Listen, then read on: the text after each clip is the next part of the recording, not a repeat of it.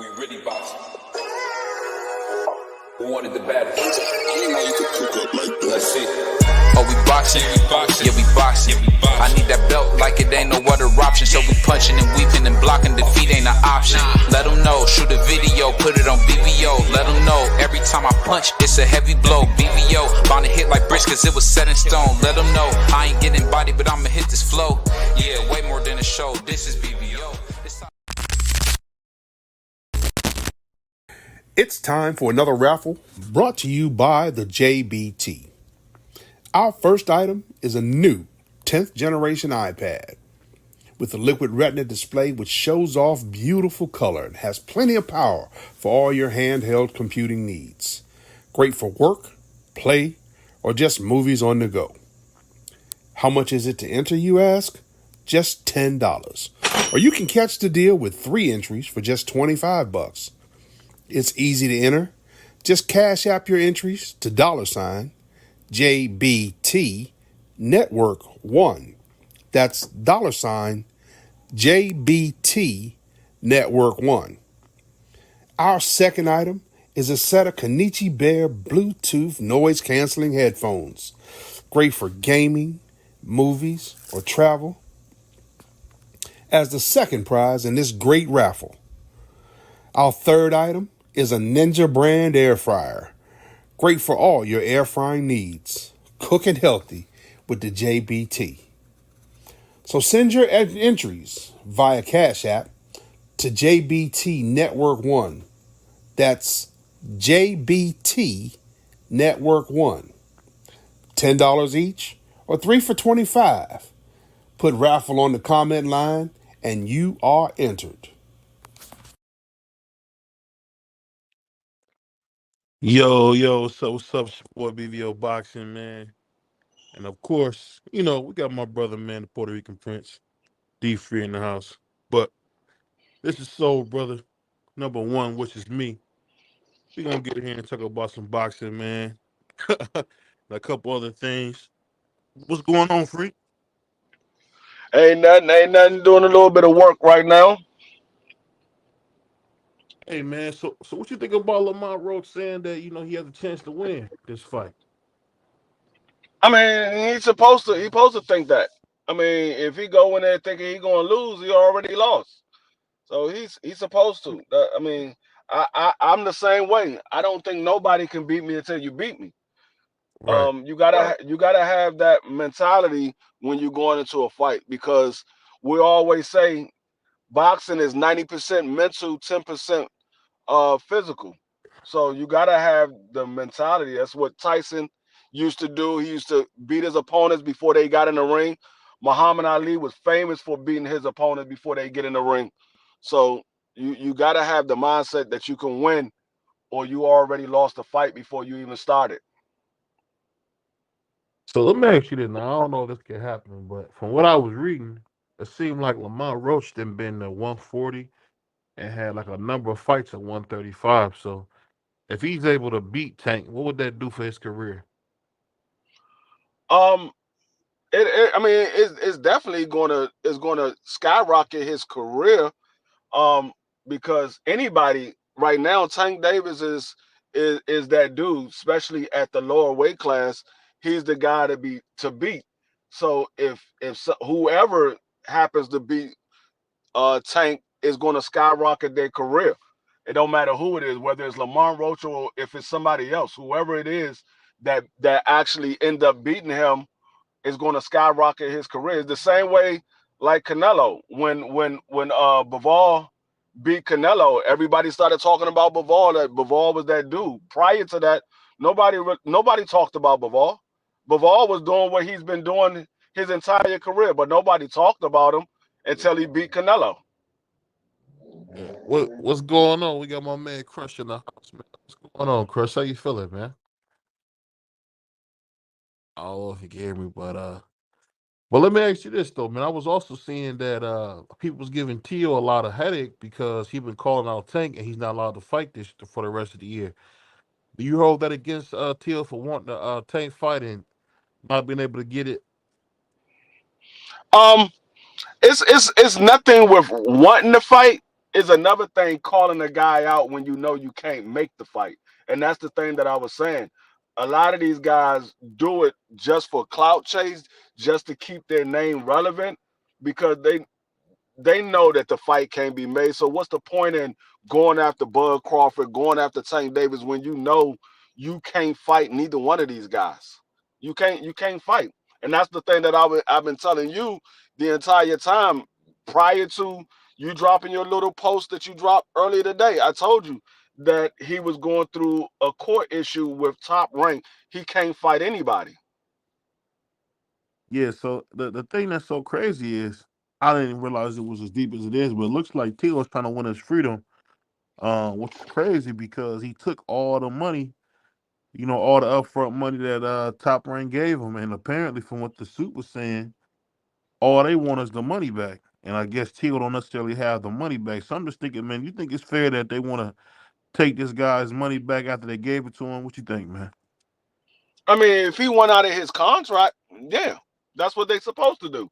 You you want to get out of your contract. The only way you can get out of your contract is to buy your way out. That's what Floyd had to do. He had to buy his way out of his contract. That's what anybody that want to get out of a contract early, once a promoter put money into you, you're an investment. So once they put money into you, the only way you can get out of that contract is by buying your way out. So if they gave you this money up front, regardless if you put on you gave them what they asked for, you still have years left, or you have fights left under that contract. If you want to get out of that contract early, they got to get the money. Now they're not even asking for the potential money that they can make off you. They just asking for the money that they already gave you. So they actually could be taking a loss because they could potentially get more money. Let's say they do make the Tank Davis fight with you, or you get the Tank Davis fight next after you get out of this contract. That's a lot of money that they lost. It's more money than they gave you. Yeah, but we talking about a measly $6 million that they gave Tio up front. I don't know why they won't let the man keep the money. I mean, you gave him the money. Now y'all want the $6 million back. That's crazy. I don't understand that. It's just like I said. If he happens to get out of this contract and he lands a Tank Davis fight next, you don't think T.O. is going to make more money than $6 million? He's I going to think make way more than 6 million. Yeah, he's going to make way more. So they just asking for the money that they gave you, not the money that you can potentially make, because we all know that these fighters are an investment. They can build any one of his fights up and make it bigger than what it actually is.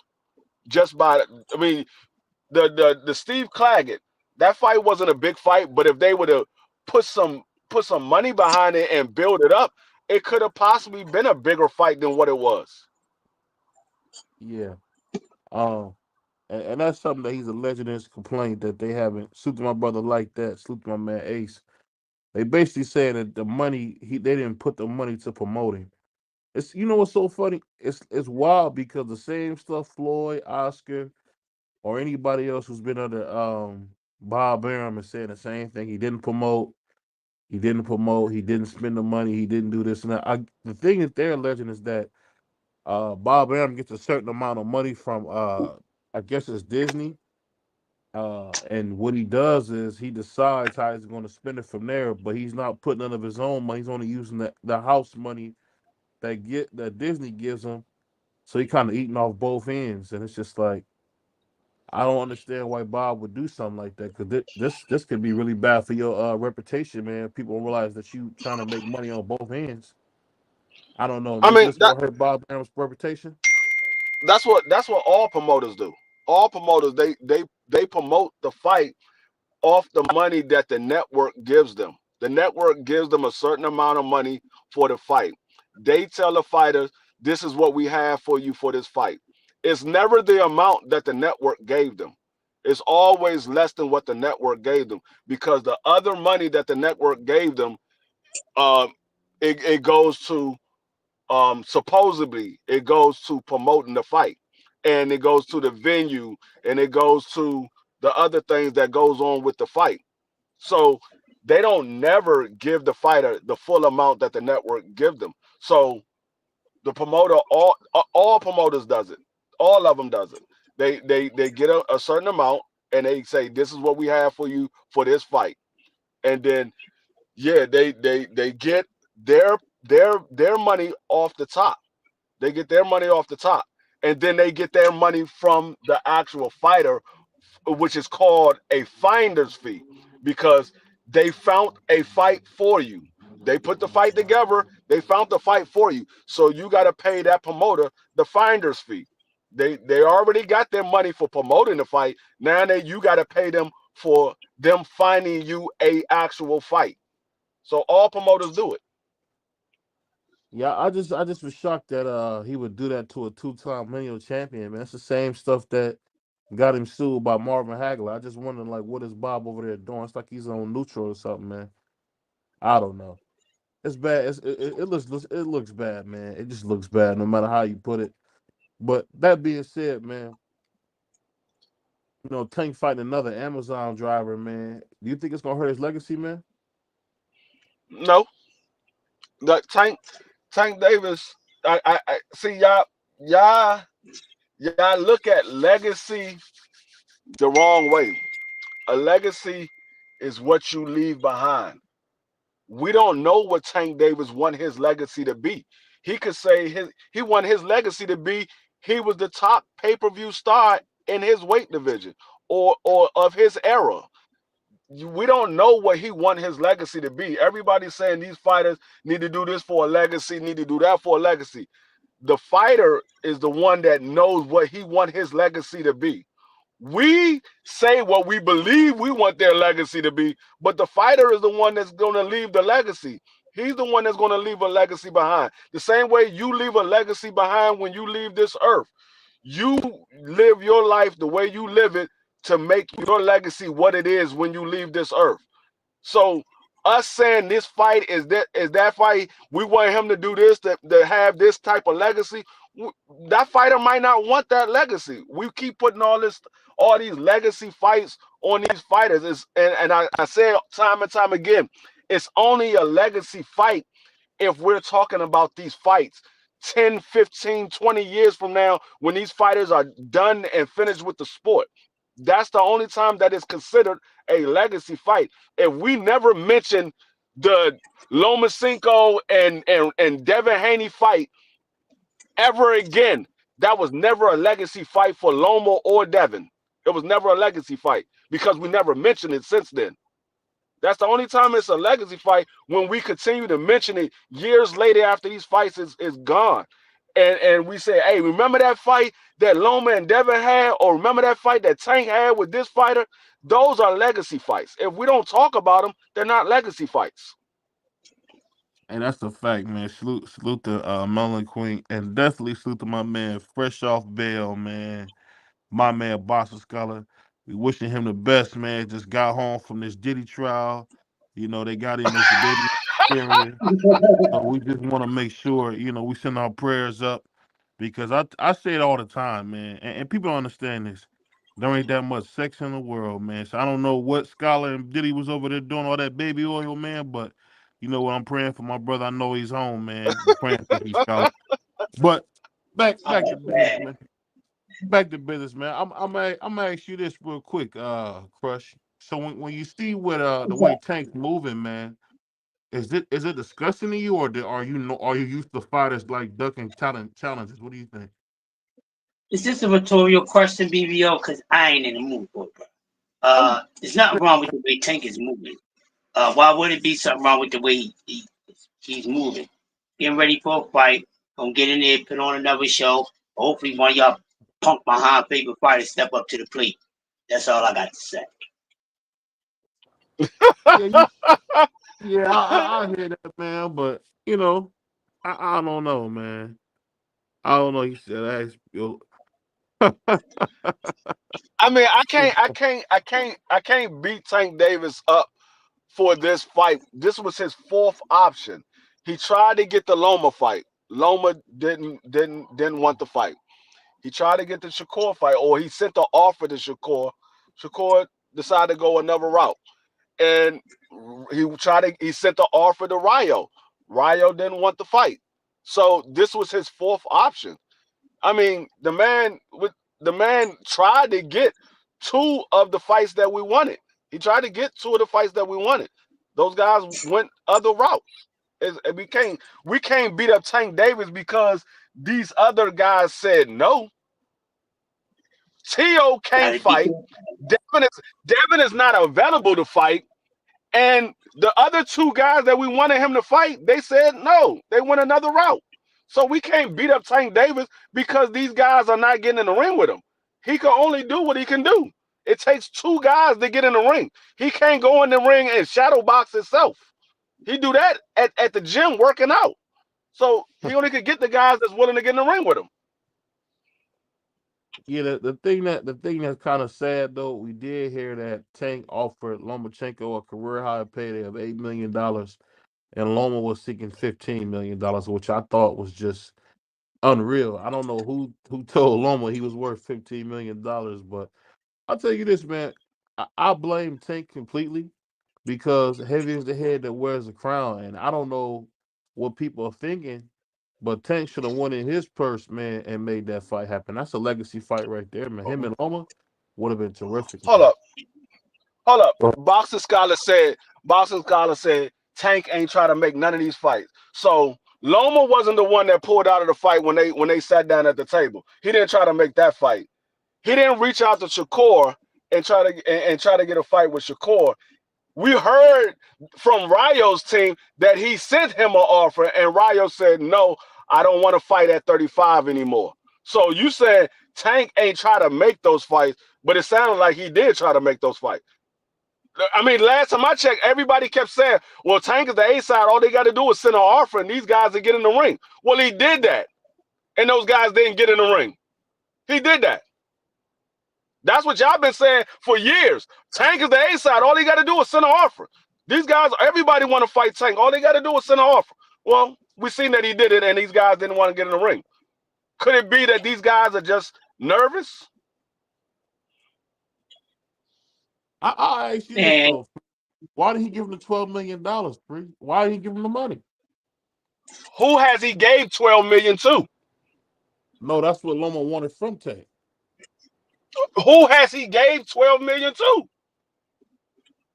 I think the most money someone made with Tank Davis was Ryan Garcia, but he had a guarantee of 3.5 and left the fight with $40 million after taxes. Nobody has gotten $12 million from Tank Davis. He was getting more than anybody ever got from Tank Davis by getting 8.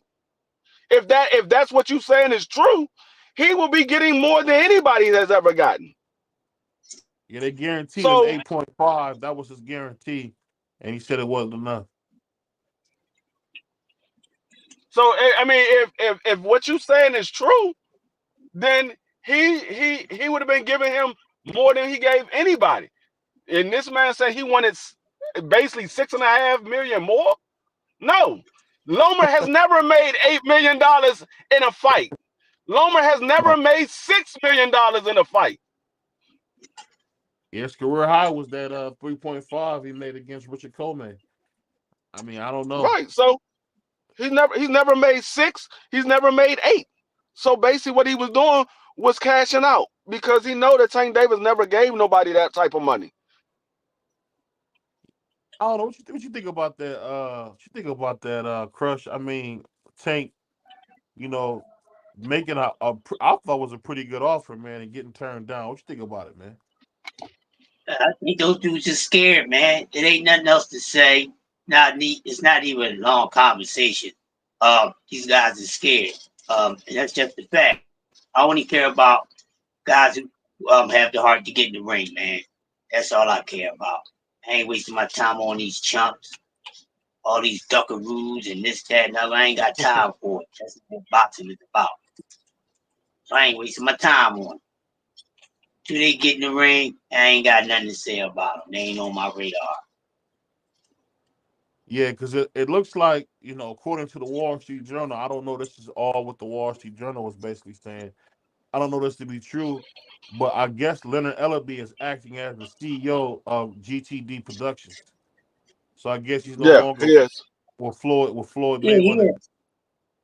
and they No, got him yeah, he acting been as CEO. yeah, Go He ahead. been doing that. he been said that.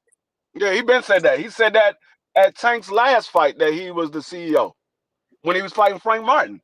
That's why he was there. He Yep. was the CEO. Oh, okay. I didn't know that. I didn't realize Yeah. that. Yeah. And that was the plan the whole time, man. You know, that ain't something they just put together. That's something that they was thinking on for a minute. It's too evident not to I see it, guess not to it's weird see it. because I've always thought Leonard was gonna always be with Floyd. I don't know, but they said Floyd wanted Richard Schaefer, which is crazy. I don't know. But just in general, I put like this: I can't blame Tank if a man is trying to get $12 million, man. You offer him, I think it was 6 or something crazy like that. So I don't know, man. The Loma Well, fight, I was about to say. I don't put the Loma fight on Tank. I'll put the Loma fight on Loma because Loma really for the first time in his career ducked somebody. He ducked him. Yeah. I mean, like I said, I can't knock him for going with the fourth option. We heard Ryo said he's not fighting him, and then like I said, Shakur went a different route. He was supposed to be fighting Joe Cordina, but then he got injured, so that fight is all long. I mean that's yeah. Shakur can't even fight the rest of this year. Tio can't fight the rest of this year, and Devin is not available to fight right now. So We I don't even can't know get what mad at move him he for making, man. right. I can't even get mad at Tank for fighting daggone Lamar Roach. I mean, for a long time they were saying, "Oh, Tank Davis won't fight a black fighter." Now this is his second one in a row. Now they complaining about that, and they talking about, "Oh, he's bringing Roach up from 130." Well, like you said earlier, Roach has fought at 140. He's fought at 35 twice, or No, at 13 least times. twice. Yeah. So he's fought at 35. Lamar Roach went down to 130 to be a weight bully if you want to be technical, because the man started at 140. Yep. That's actually the truth, man. When I found out that he was a bigger man, I didn't realize that he's the bigger man by far. Apparently, he done fought a couple fights at 140. So I don't know, man. But I'll say this though, in all seriousness, man, I'm definitely praying for my brother, man, Lamont Roach. I'm hoping that he'll deliver us Tank's head. You know, all we can really Of do is course you box. would, you hater. You said what? Of course you would, you hater. Of course you would. You can't help yourself, bro. I don't know why you would say that, Crush, but I love you anyway, man. I'm just saying, you know, we just praying for Lamont Rose Jr., man, to bring us his head, you know, because there's a Bible story, man, out there, man, you know, story of David and Goliath, and the shepherd boy was able to bring, you know, Goliath's head home, and we hoping that, you know, our brother Lamont Roach can bring us Tank's head, man, because that's just what we need, man. We need somebody to stop this guy, you know, because he just got too much power, man. We need somebody to take him down a peg or two. What you guys think about that? You think Lamont Roach can bring us Tank's head? I don't know if Lamont can bring Tank's head or not. It's up to Lamont and his training. However he come into this fight, I think Tank Davis is a better fighter than Lamont Roach, but Lamont Roach is not a slouch. I just don't think he's on Tank Davis level, but he's not a slouch. He not somebody that Tank just gonna walk straight through. I think Tank could beat him once he figure him out. It's gonna take Tank probably about three or 4 rounds to figure him out, and then he's gonna do what he always do once he figure out his opponent. What you think about that, Crush? Hey, I second that emotion, man, until proven otherwise. Step up, I say, step up. Who's gonna step up to the challenge? Well, we got Lamont Roach coming there. I ain't got nothing bad to say about Lamont Roach. He ain't did nothing to me, but I got him losing the tank. That's just it. You know. The I mean, real question is Do you think Lamar Roach got more heart than these other guys that y'all want Tank Davis to fight? Apparently he does, D-Free, because he's getting in the ring with him. Right. Point proven. So everybody's beating up Lamar Roach's career, but obviously he got more heart than these other guys. He's not worried about the money. He's like, man, I take whatever he give me. He's not worried about the money like that. He's a champion as well. At 130, he's a champion. He can come in there and say, hey, I think I should get a little bit more. I'm a champion at 130. I'm moving into your weight division to fight you. You looking for a fight. I can get a fight at my division. He could be asking for a little bit more money. But the man, I take whatever he give me.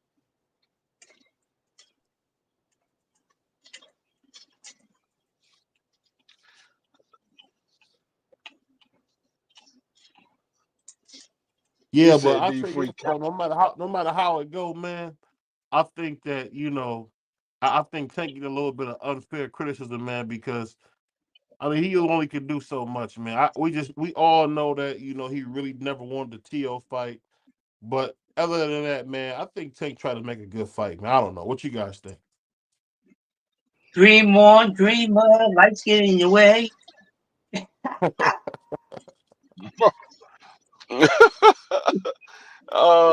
BBO something else, man. I'm laughing at Boxer Scholar. He keeps saying all this stuff. Oh, D free capping for Tank. D free up here capping. You ain't tell me one thing that I said was a lie. You can't show me no proof. I can show you proof about everything that Tank said he did. Shakur said that Tank team reached out to him.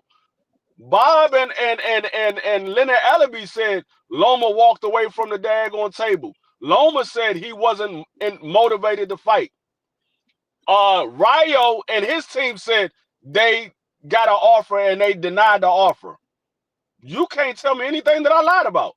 All you keep saying is, oh, D free capping, but you can't show me anything otherwise. That's the problem with people and their opinion. Y'all come with your opinion. I'm just telling you what the facts are. Yeah, I mean that's I can't show you a contract that Tank sent because he didn't send a contract. He sent the offer. He didn't send a contract. It's not a contract until you accept the offer. You should know that, Boxing Scholar. Whoopsie.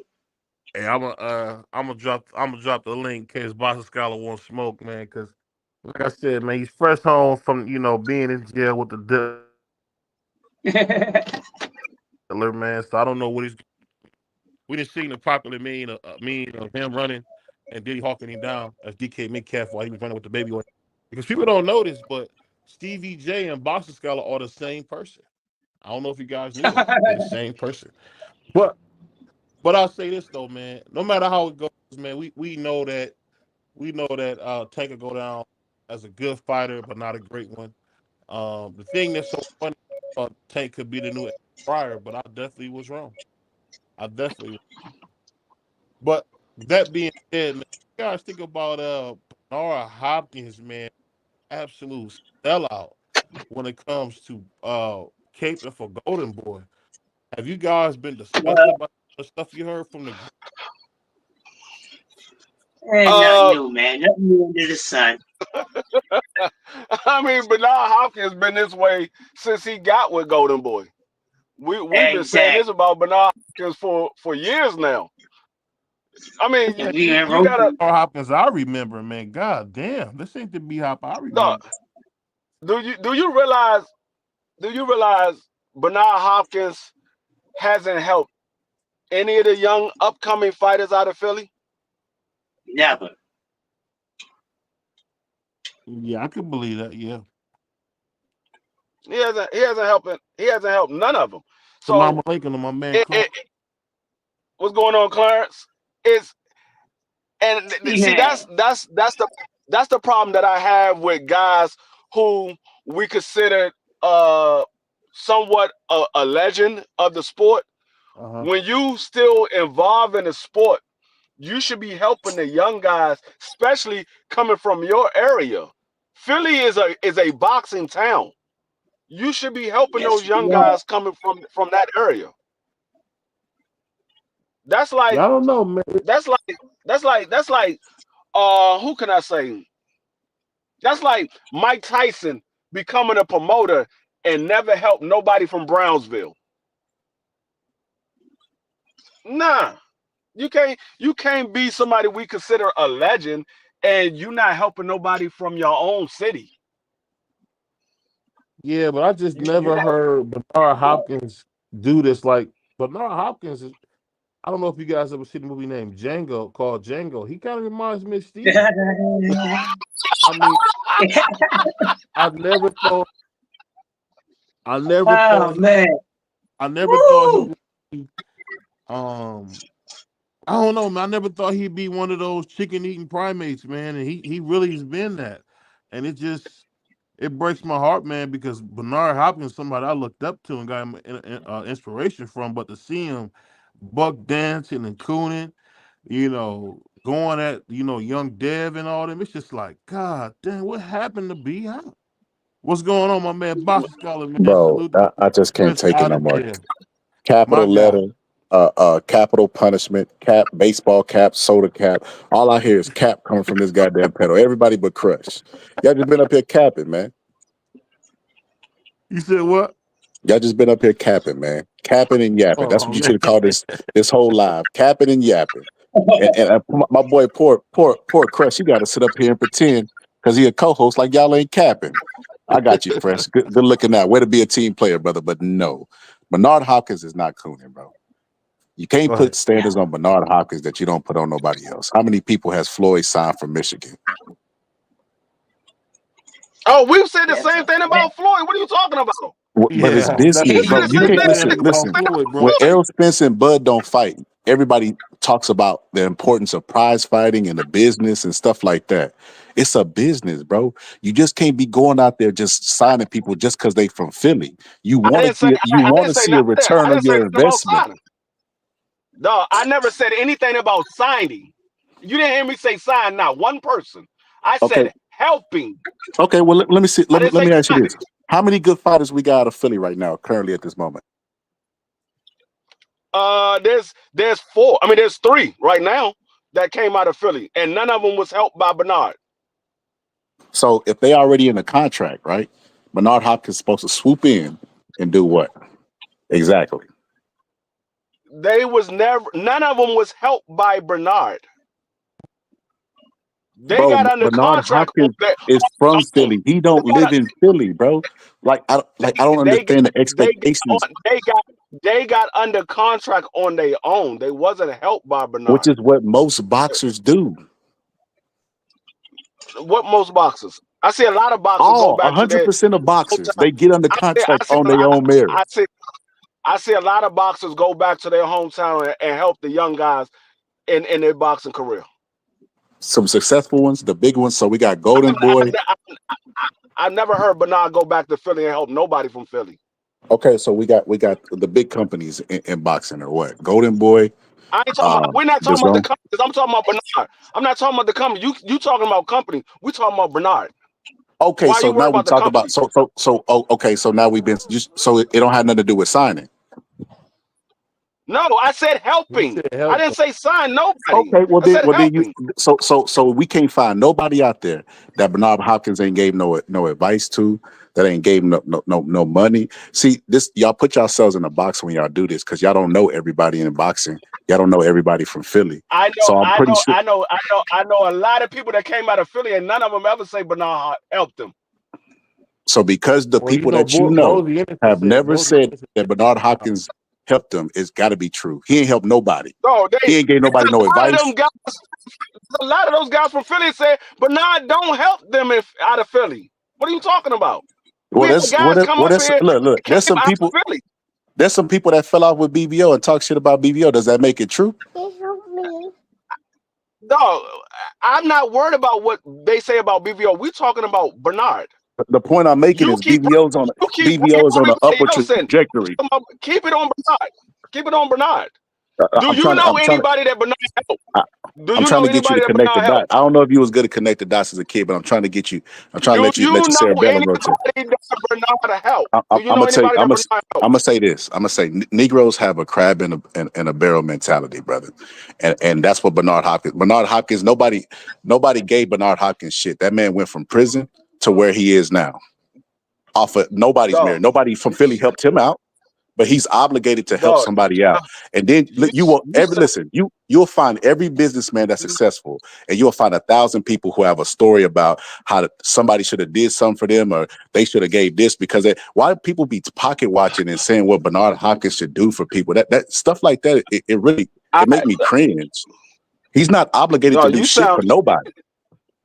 you Well, sound just in just all like you fairness, let me sound say you this sound real quick. go ahead. Let me say this real quick. In all fairness, Bozie Ennis has said numerous times how much Bernard Hopkins has helped him in his career. He's Uh-oh. accredited B Hop for the gym that they have, a lot of different things. Because I didn't know this, but apparently Jerron Ennis has an older brother who was a fighter, and B Hop was like 100% behind his older brother. And Bozie has made he's stopped by always making sure he gives Bernard a lot of praise. But my thing is this: I get what you're saying, Scholar, but to see him just going so hard at Devin Haney, man, it's like, golly, I just never seen a guy. He had nothing to say for Ryan Garcia when Ryan Garcia was calling us monkeys and niggas and all that, but all that BS.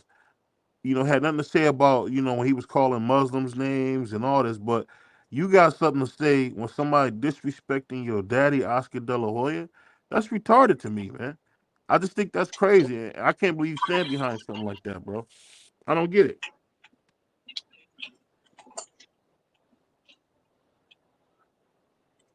You talking to you, boxing scholar? I think my man Bosco lost his connection, but I don't know, man. I can't get with that, Crush.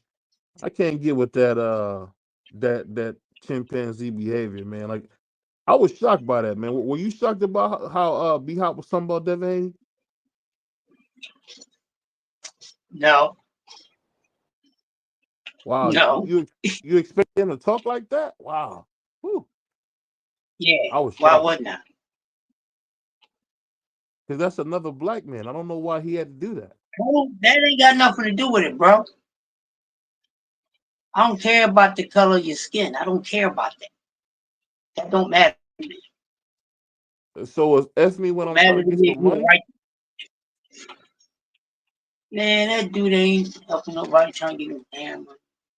that's what I'm saying. Devin Haney's trying to get some money, and it's like B Hop up here, discrediting. Devin Haney don't need no money. He needs to sit down somewhere. Devin need to go sit down somewhere. That's what he needs to do. He needs to go woosah. Yeah. You cold, Crush. I don't. Go ahead. I don't know if Devin is going to win this lawsuit. It doesn't. I read the actual lawsuit, and it doesn't seem promising to Devin. So I mean, I don't know, because some of the stuff that he's suing in that lawsuit, he has no ground to stand on. And I mean, they talking about the money. They talking about the money, but then when they break down the money, it's like, dog, I don't think you're gonna win. Because Oscar was like, y'all can look at the books. You can see exactly what it said. I can break down your contract once again. If you didn't understand it the first time, I can break down your contract again and tell you step by step what you was paid for, and what you and show you that you're not owed anything. So I don't know if he's gonna win. I mean, All right, I'm back. Anytime a man said they willing to show you the books and they'll go through the contract with you again, they must ain't got nothing to hide. Because most people don't say I open up the books to you unless they ain't got nothing to hide. All right, so BBO asked me a question about Bernard Hopkins. We can't act like Bernard Hopkins don't have no history with Bill Haney. So of course he's gonna have discouraging things to say about Dev. And it's just like I just don't understand. Like I be seeing people put unfair expectations on black people all the time. It's like how people go clock into their everyday job and know they can't show their ass and do certain stuff and abide by policies, but they expect Bernard Hopkins to go out and just do all this other stuff.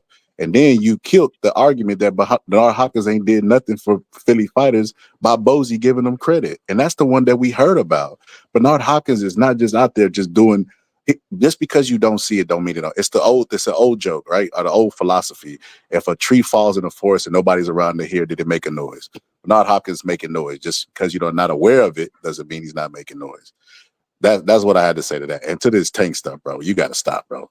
Tank just got out the ring, bro, with Frank Martin in what, like July? So you mean to tell me those 3 months that Tank was just sending offers to everybody? Like, bro, come on, bro. That's not even in the nature of Tank.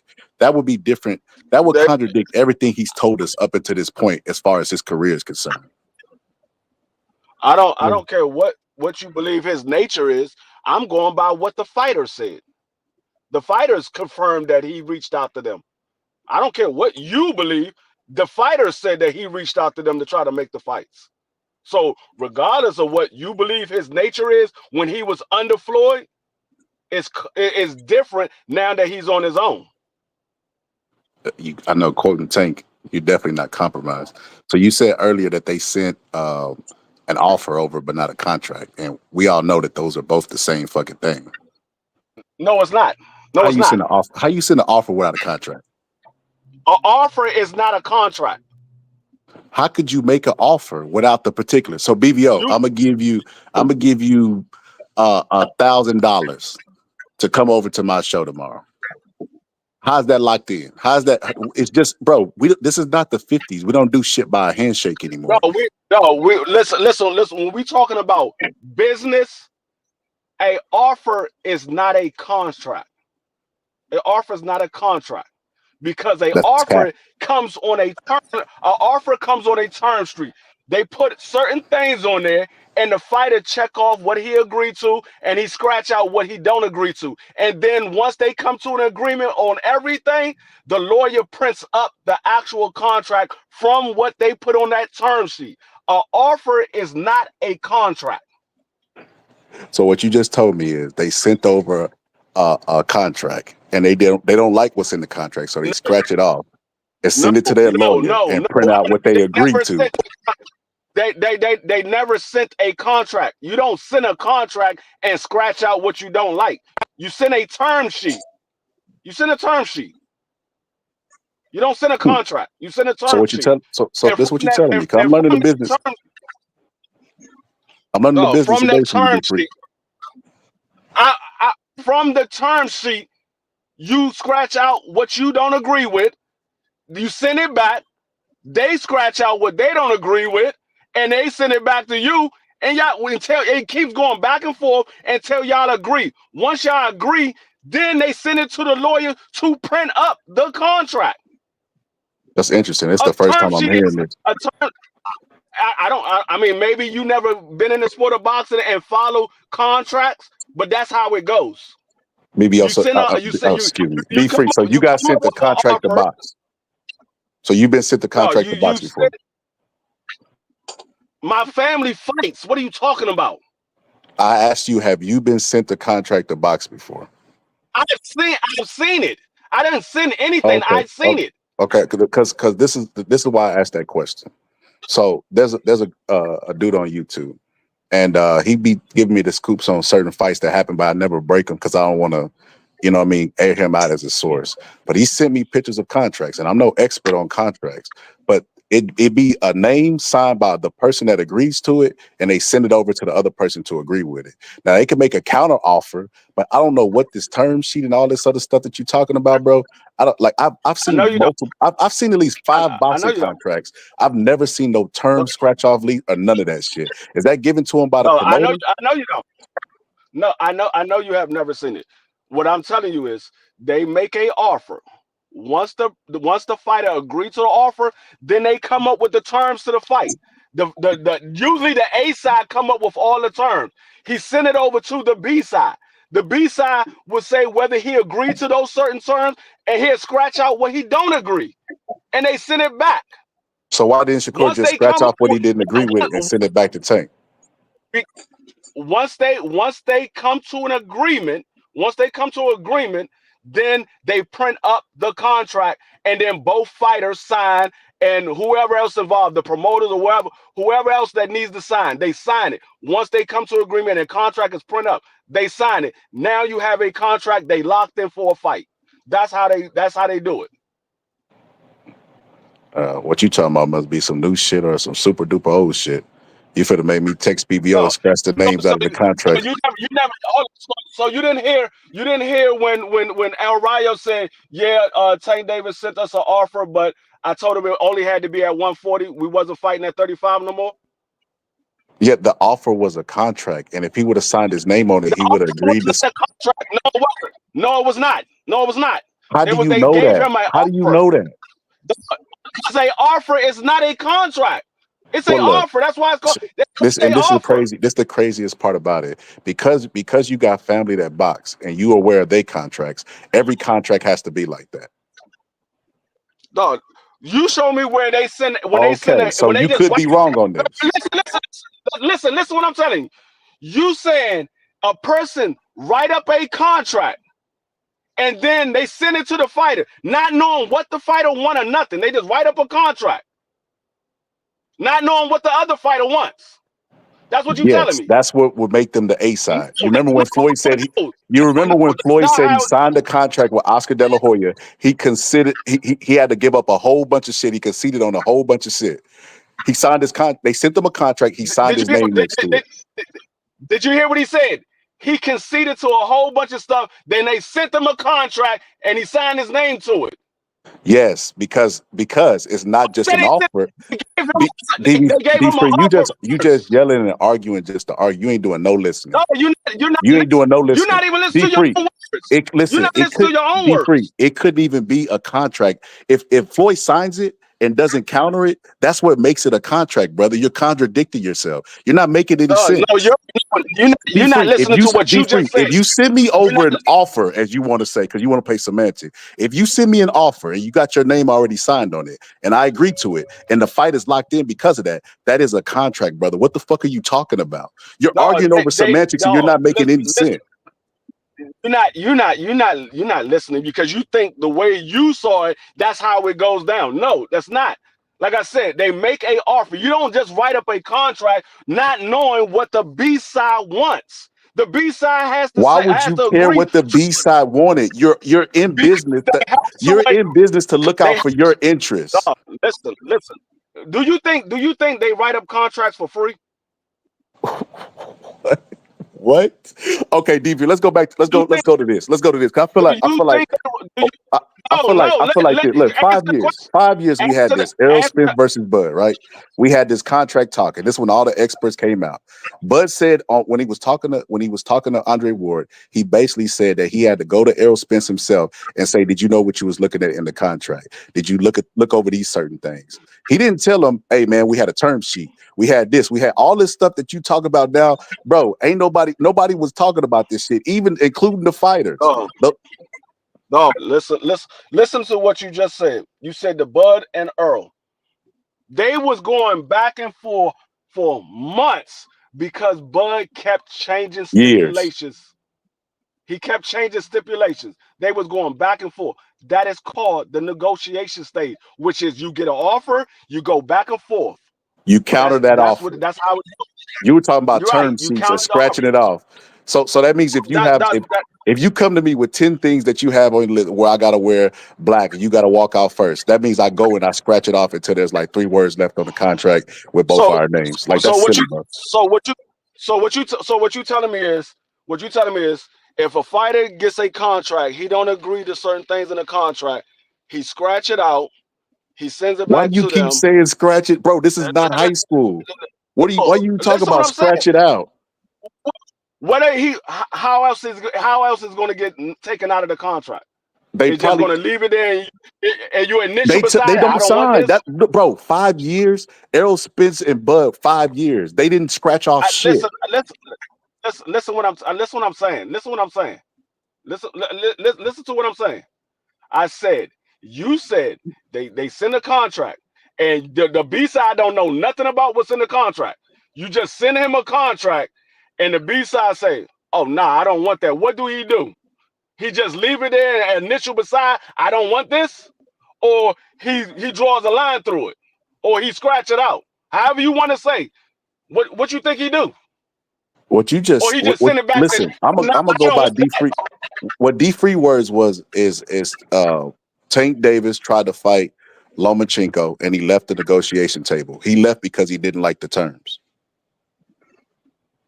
No, he didn't leave because he didn't like the terms. I see. I knew you was gonna contradict yourself. I knew you was gonna contradict yourself, bro. You gotta stop this.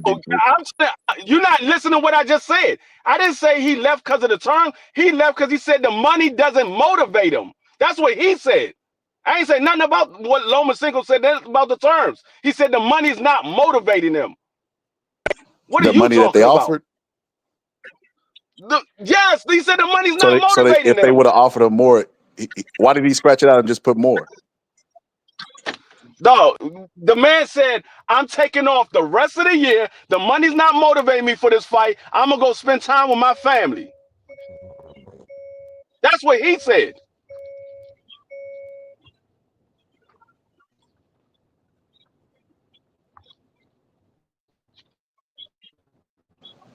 Yeah, BBO, when we get up out of here, I see 2 contracts. I didn't see boxing contracts. I mean, because I ain't never heard of this shit before from boxing people. Then again, it's irrelevant any fucking way. Like, you ain't seen no contract that Tank sent to nobody, no offers that Tank sent to nobody. You just going off of face value. And it's like Rayo, bro. Rayo is on. Okay, well, who would win out of Rayo and who would win out of Rayo and Tank? It doesn't matter who would have won. Okay, so nobody's calling for that fight. Nobody's calling for that fight, right? Nope. It doesn't matter who would have won because the outcome is irrelevant. They're not getting in the ring with him. The outcome is irrelevant. Bro, saying that see what you trying to do? What you trying to do? You trying to paint? He did. You trying to paint from the fighters? He did offer them a fight. What you trying to do is paint Tank as a guy who's avoided in boxing, and I say that that's absolutely not true. I'm going by what the fighter said. It's irrelevant whether he sent them a contract or not. They said he sent them an offer. They said it. The actual fighter that was supposed to get in the ring with him. They said he sent them an offer, and they said no. Rayo and who else? Give me names. Rayo, who else? His team. Rayo and his team. Rayo and who else? What other fighter? Because you keep saying they. Shakur said they reached out to him. Shakur went to go fight Joe Cordina. Loma. So this is what you telling me. At the so okay. So Loma sat down at the table. He got up could you and fact check this for me, BBO? I wasn't aware that Shakur Stevenson was presented with a offer, and he turned it down. I'm not aware of this. So could you fact check this? You didn't see the interview when Shakur said, yeah, the team did call me and they reached out to me. Call is not how fights happen. Though. That's not how fights happen. You didn't. A conversation. The team did reach out. If that's the case, they did reach out to me about making a fight. That's what he said. They did reach out to me about making a fight. You didn't see that interview? Reach out to me is not, bro. Reach out to me is nothing. About making the fight. So look, somebody reached out to me about shooting a movie. What the fuck? It ain't realistic till it's realistic. What the hell? When you gonna be in the movie? That's all I really want to know. Brother had some things to do, Prime, so I couldn't really get to it. Yeah, you should have never came because you ain't got no facts for nothing you saying. You just saying, he ain't saying nothing. You can't show me a contract. I'm telling you what the fighter said. Regardless if I seen a contract that he sent or not, the fighters confirmed it. Hey, BBO must be sleep, man. Somebody got to look this up and show me. Somebody got to look this up and somebody got to fact check this, bro. Because you been up here yapping and capping all day, bro. BBO, you sleep? No, I mean he might be. You can stat check it yourself. You can fact check it yourself. How about fact check it? I don't know what interview you talking about. Go look up Shakur's interview. He got multiple interviews. So specifically, this is what I'm going to be looking for. I'm letting you know before I look it up. I'm looking for Shakur to say, Tank's team sent my team an offer. We in talks right now. He said, If I don't hear that, bro, He said, you capping. listen what I'm saying. Listen what I'm saying. There was an interview where he said, yes, his team has reached out to me about making a fight. Then there was another interview said, yeah, the fight is going to happen. We just got to work out the money. That's what Shakur said. That's what Shakur said. So Tank's team reached out to him because I remember Shakur's was it Shakur's grandpa went on the Boxing Voice and said that fight was 2 years away. So I don't know what interview you watched, but I know what I seen on the Boxing Voice, and he said that was 2 years away. I'm not talking about nothing his grandfather said. I'm talking about what Shakur said out of his own mouth.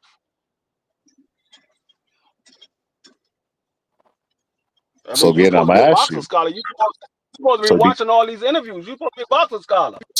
I don't watch hypotheticals, brother. I don't watch hypotheticals. No, Hold on. See, the difference between me, you're not watching the interviews of the fighters. Okay, the difference between me and most, brother, is as I went through this with Bud and Spence, 5 years, waited for that shit, Manny Pacquiao and Mayweather. So until it's official, that shit don't move me. See, you won't see one episode where I go forward about the idea of Tank versus Shakur. I'm looking Let's talk about it. I'm looking to see why the fight is not happening. So I'm looking at these interviews, but you don't know. Talk about why the fight is not. I'm going by what they are saying. Speculating. I don't care what you're speculating based off of what they say in interviews, as if fighters don't say shit and contradict themselves all the time. Why would he lie to say Tank and them are in talks and they just got to work out the money? Why would he lie about that? In talks does not mean it's not nothing solid, bro. Let me finish. Why would he lie that said, yeah, Tank team reached out to me about making the fight? That was the first thing. That was the first interview. He said Tank team reached out to me about making a fight. Then there was an interview a few weeks later, and then he said, yeah, the fight is going to happen. We just got to work out the money. Those are two separate interviews. So at first they reached out to him, and then shortly later he did another interview, say, yeah, the fight is going to happen. We just got to work out the money. So obviously there's an offer somewhere because they got to work out the money. So they must have gave him an offer. You see what you just did? That's what you call speculation. Dog, it could be speculation all you want, but it's also called common sense. If they reached out to you about making a fight, and then the next interview say, yeah, the fight is going to happen, we got to work out the money. So that means the only way you can work out the money is they gave you an offer for a certain amount of money, and you rejected that and said, nah, I need something else. Speculation is not proof, brother. If not, then you would have took the money that they offered you.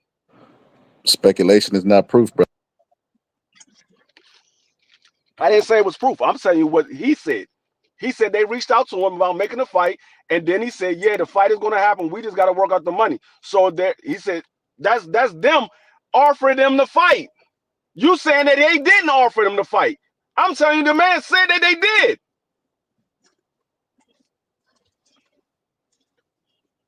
Hey, you talking about, oh, well, where's the offer at? Where's the contract at? This man is the one that's saying it. He's the one that's got to get in the ring with him. He's saying they did offer him the fight. You gonna battle the man with his own words. And he the one that got to get in the ring with him. You talking about, I didn't see a contract. When have you ever seen a contract? You didn't see Bud and Earl contract.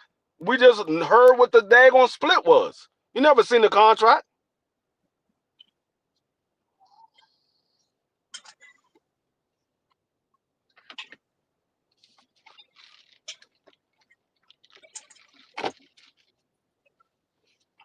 I didn't make BBO fall asleep every time.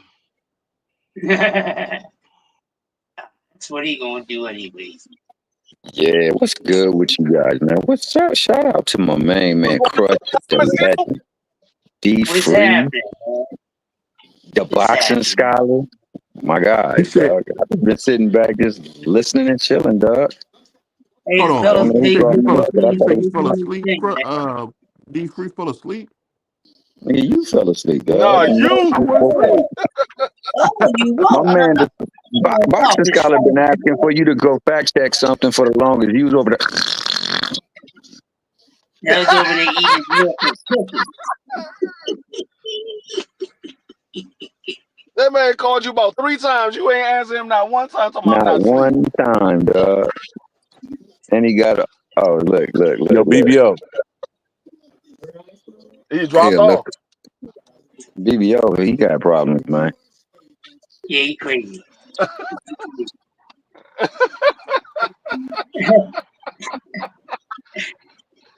That nigga BBO like, man, I got deep free up here. I Man, can sit back and chill. your boy been asking about you for the longest, man. Reply. Hold on. I didn't hear what you say. I ain't gonna lie, because sometimes what I'll do is I'll be talking and I'll doze off and I'll wake up. I'm glad you admitted that. BBO, I got a question for you, bro. Go ahead. Where your ass is at, dog? When niggas pull the gun out. Where your ass is at, dog? Niggas.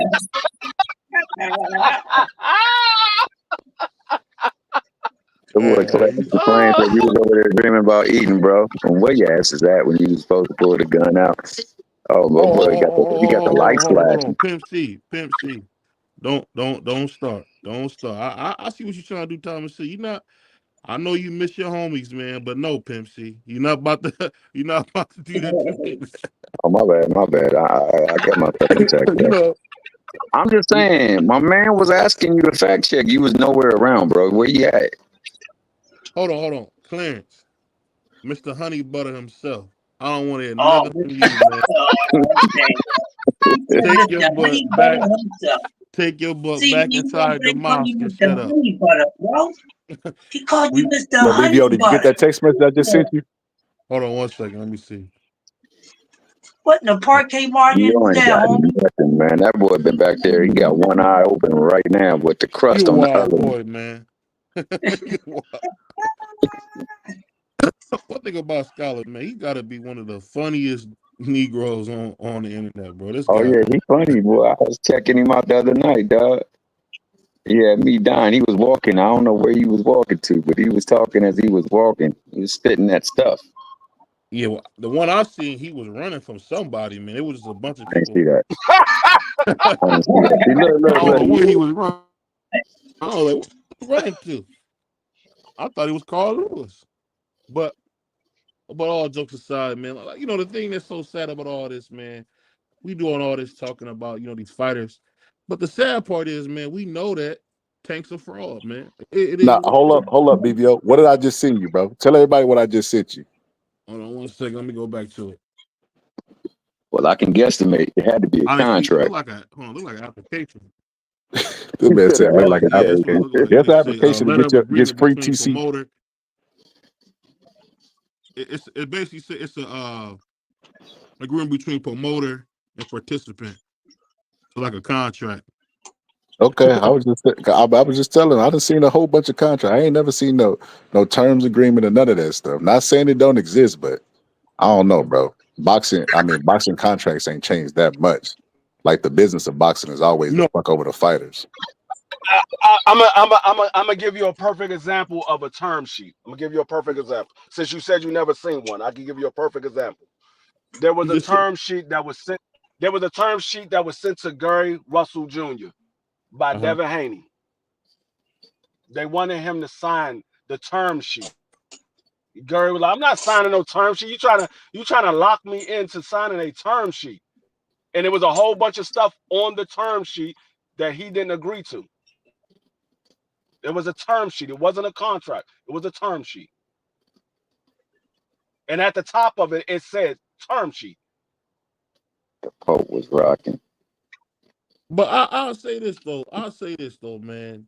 The thing about Devin Haney is, you know, he gave Gary a good opportunity, and Gary turned it down. It is what it is. Gary didn't want to sign a DHP Promotions, and that's his right, man.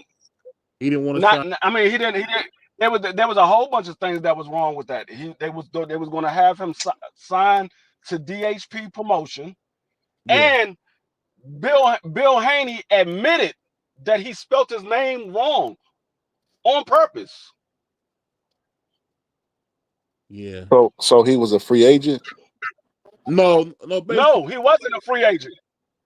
well, basically how it works is with Al Heyman. Al Heyman has like an agreement with these fighters, so they technically are free agents. So that's why they can fight anywhere they want. Just about like when you see Cool Boy on Top Rank, you see Al Heyman's fighters all over. They pretty much got an agreement directly with him, and what he can do is enforce it at his leisure. And what Devin tried to do was sign Gary to a 3-fight deal. So if he wanted to get the fight with him, he not only had to fight him twice, the initial fight and maybe a rematch, but if Devin wanted to, he could order another fight out of that contract. So it was really a effed up contract. Devin was trying to play. I think none of these people trying to. Who's over there wrestling the rapper? BBO? No, that's not me, man. You was over there wrestling the rapper. I kind of like that, dog. You take it down. Did you take it down for the count, dog? Hey, man. And I keep hearing my man MC, and I hear my man, and I hear my man, Method Man, aka Boxer Skull, over there talking crazy, man. All I can tell you is this, man. No matter how it goes, man, Tank don't want the big fights. Let's not play like he does. He never did. He's 30 years old and he's a prospect. He's never fought nobody ever in his career. So I mean, it is what it Alliteration. is. But we love Tank. And shout out to my I'm man. just trying to figure out Go ahead. who rapper. was he going to fight? I don't know, man. I know that I don't none want to of say them this. I really don't are want to say getting. this. Tank was at them Diddy parties, bro. You seen when he hugged him, Hey. squeezed him tight, and whispered in his ear, "I'm not wearing any panty markers." Hey, I can't even refute that. I seen him in the picture with Diddy. I don't know if it was at a party, but I hope not. He picked. I mean, I hope not, because it don't go right at them parties. I know who BBO want him to fight, but he's not available to fight. He told you himself he can't fight for the rest of this year. He'll beat. I know who you want him to fight. He'll beat But him all. he even told. I had already told BBO that, but he didn't believe me. I had already told him, and then T.O. came out and said it himself. He can't fight no more this year because he's going to court with Top Rank. I had already told you that. I told you I already got my ears to the street, dog. I already told you I get a lot of information from behind the scenes. I get a lot of information from behind the scenes. He's not gonna fight. He's never gonna fight T.O. Even if T.O. didn't have to go to court, bro. You're not interested. Look, I seen an interview that he did with I think it was Mill City, and he was like, man, basically he was finna drop Tank, and he showed him the sparring footage, and he said, drop Frank, and after the fight, he said he finna have a hit list of people, like it ain't gonna be safe in boxing anymore. And after the fight, nothing happened, bro. Tank just be talking, bro. He just be talking to anybody that's willing to listen to him, bro. Tank is gonna probably retire undefeated. He's not gonna fight anybody in their primes, bro. He's gonna do a whole lot of yapping when the fight about to happen, and then after the fight, he's gonna go quiet and show back up and tell us who his opponent is. See, that's why I'm so confused at like how we know who Tank was about to fight, and he comes and tells us who he's gonna fight. Hold up, Boston Scott. Did you just say Tank? Did you just say Tank ain't gonna fight nobody in their prime? Nobody. Ain't Tank older than them? What difference, bro? What the fuck? What argument are you making? No, listen. What Tom I'm is not an saying. age, bro. It's a performance. Hold up. You saying he's not gonna fight nobody in their prime? Tank got all of them by at the minimum 3 years. Is Tank over the hill? He got them by 3 years. Is Tank over the hill? If they are over the hill, that means Tank will be over the hill. Hey, Crush said he backstage, BBO. I got him. I think it's absolutely insane, bro. That age, like Riddick Bowe was washed up at 28 years old. So age does play a factor, but also performance, bro. Performance, because right now Usyk is 36 years old, bro.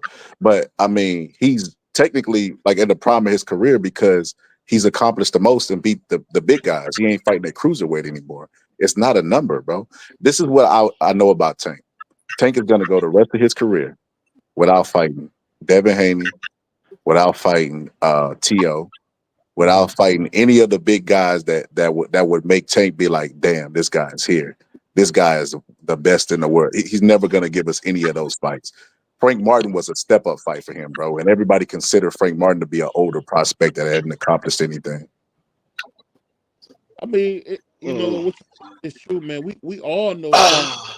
I mean, y'all was the same one that said he was gonna fight Pitbull Cruz again. I didn't It's say all that. good, man. Like I understand that Devin's fought world beaters. I've understood that Shakur's fought world beaters, and Tank is over there just fighting bums. I get that. Yeah, But it's gonna come a point in time where they're gonna have. Well, I don't know about Devin because Devin might be a little too big at this point in time. But not Keyshawn, but Shakur gonna have to line up with Tank. It's gonna have to be a time. And So, I don't know if it's gonna be let me- 35 or 40, but I mean, hell, if Tank, if he say he got to fight these dudes, he better fight these dudes. That's just the bottom line. That's how I see it. Because let me ask this question. Let me ask this question real quick. Outside of Loma, because Loma already walked away from the table, so he's out of the picture. Outside of Loma, who at 35 got a better resume than Tank Davis? At I 35, would say Shakur Stevenson got a better resume. He at had 3 defending 35, champions. Shakur only fought Yoshino and De Los Santos. That's a That's trick it. question. He fought Everybody Yoshino. gone. It's definitely Tank. No, he fought Yoshino and De Los Santos. He said he got a better resume than Tank Davis. Well, if you look at his overall resume, His Mel overall Herring, resume. what's that dude? Casaccio became champion again. Beating Oshaki Foster. Oshaki Foster was a monster, and Casaccio beat him in a close fight. So I mean, and Shakur dominated Casaccio, man. So I don't know. Shakur. Well, And I'll be honest, the only thing that I'm going to I'm not the biggest fan of Shakur, but the Puerto Rican has done a lot, man. He really has. Hey, that's a good point. No. And then De Los Santos wasn't no bum either. No, De La like I Santos say, was he good. fought world beaters. Devin fought world beaters, and Tank fighting bums. I mean, I No, get that. I give you that Shakur has fought Robert Casaccio, he fought De Los Santos, he fought Oscar Valdez, and he fought Jamel Herring.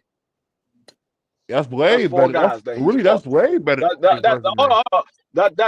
That's 4 guys that he fought. Which one of them Hall on of his Fame? resume. Tank Davis has fought Leo Santa Cruz. He has fought Pedraga. He has fought Frank Martin. Frank Martin is the same level as De Los Santos. He's fought Mario Barrio. He's fought Ryan Garcia. He's fought Gamboa. Even though Gamboa was kind of washed up, he still fought him. Kinda. And you Well, said this you gotta remember though, Freak, that when he fought Ryan Garcia, the neo-Nazi, was never champion before. He's a nobody. Yeah, nobody that whooped up on Devin though, bro. Like, you know what I'm saying? I'm not saying I ain't saying these guys was champion. I didn't name off no champion. I'm just talking about the names that he fought. I'm talking about guys that had notable names don't names. matter. No, Well, like I said, the thing is for me, I said you look at the times that he fought them. When we was talking about Canelo and all those names he has on his resume, I said, yeah, he got a lot of good names on there, but then you got to dig a little deeper and look at the times that he fought those individuals. He kind of the fought him thing on for some me late is that type this is the thing for me. Fought him late. Out of Tank's mouth, he said he had a hit list, and the people that was on the hit list, that's who I want to see him fight. That's who I want to see him fight. I don't want to see him fight other folks. I don't. Now I get that Loma walked away from the table, so he can't control that. But after this fight, the fights need to be geared towards making those fights that you said you wanted to fight. Those people, those fights happen.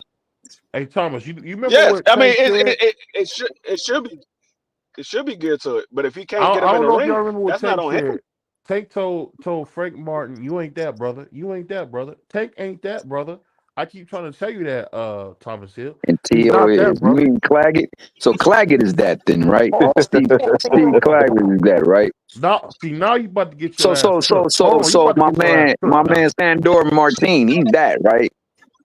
What about Ortiz? No, The He's same that. Senator Martin who Devin Haney ducked twice. no, Hey, no, no. You talking I about? don't know why You Devin talking Haney about? didn't want to fight him. I think he was still hurt over the loss, to tell you the truth. You And you I don't tell know you what this, that and I loss tell you did to this. him. We fought Jermaine Ortiz, who beat Lomba better than anybody. We beat him I easy. agree with that statement. Well, he didn't beat him, but I thought he did better against Loma than the other ones who fought Loma. And not did we beat Theo did Jermaine well Ortiz, for like the first 5 rounds, and then after that, first 6 rounds, and after that, he had a 12th round, and I think Then we knocked out Richard Comey, and we beat Loma to death. Oh, Then we came up to you keep 140, bringing up Richard Cole. You keep and then bringing we up Richard almost Coleman. stopped, and Coleman has a then we played with Josh Taylor, who was the undisputed champion. So we got to get the facts straight, bro. that Taylor was a had a quality win fought off of name recognition, but we don't know if Josh Taylor the same Josh Taylor, because after that Prograis fight, he been looking kind of suspectable. But I mean, it's a quality name, so I won't discredit Tio's resume. Like the only one who I say got a stronger resume around that area is Loma.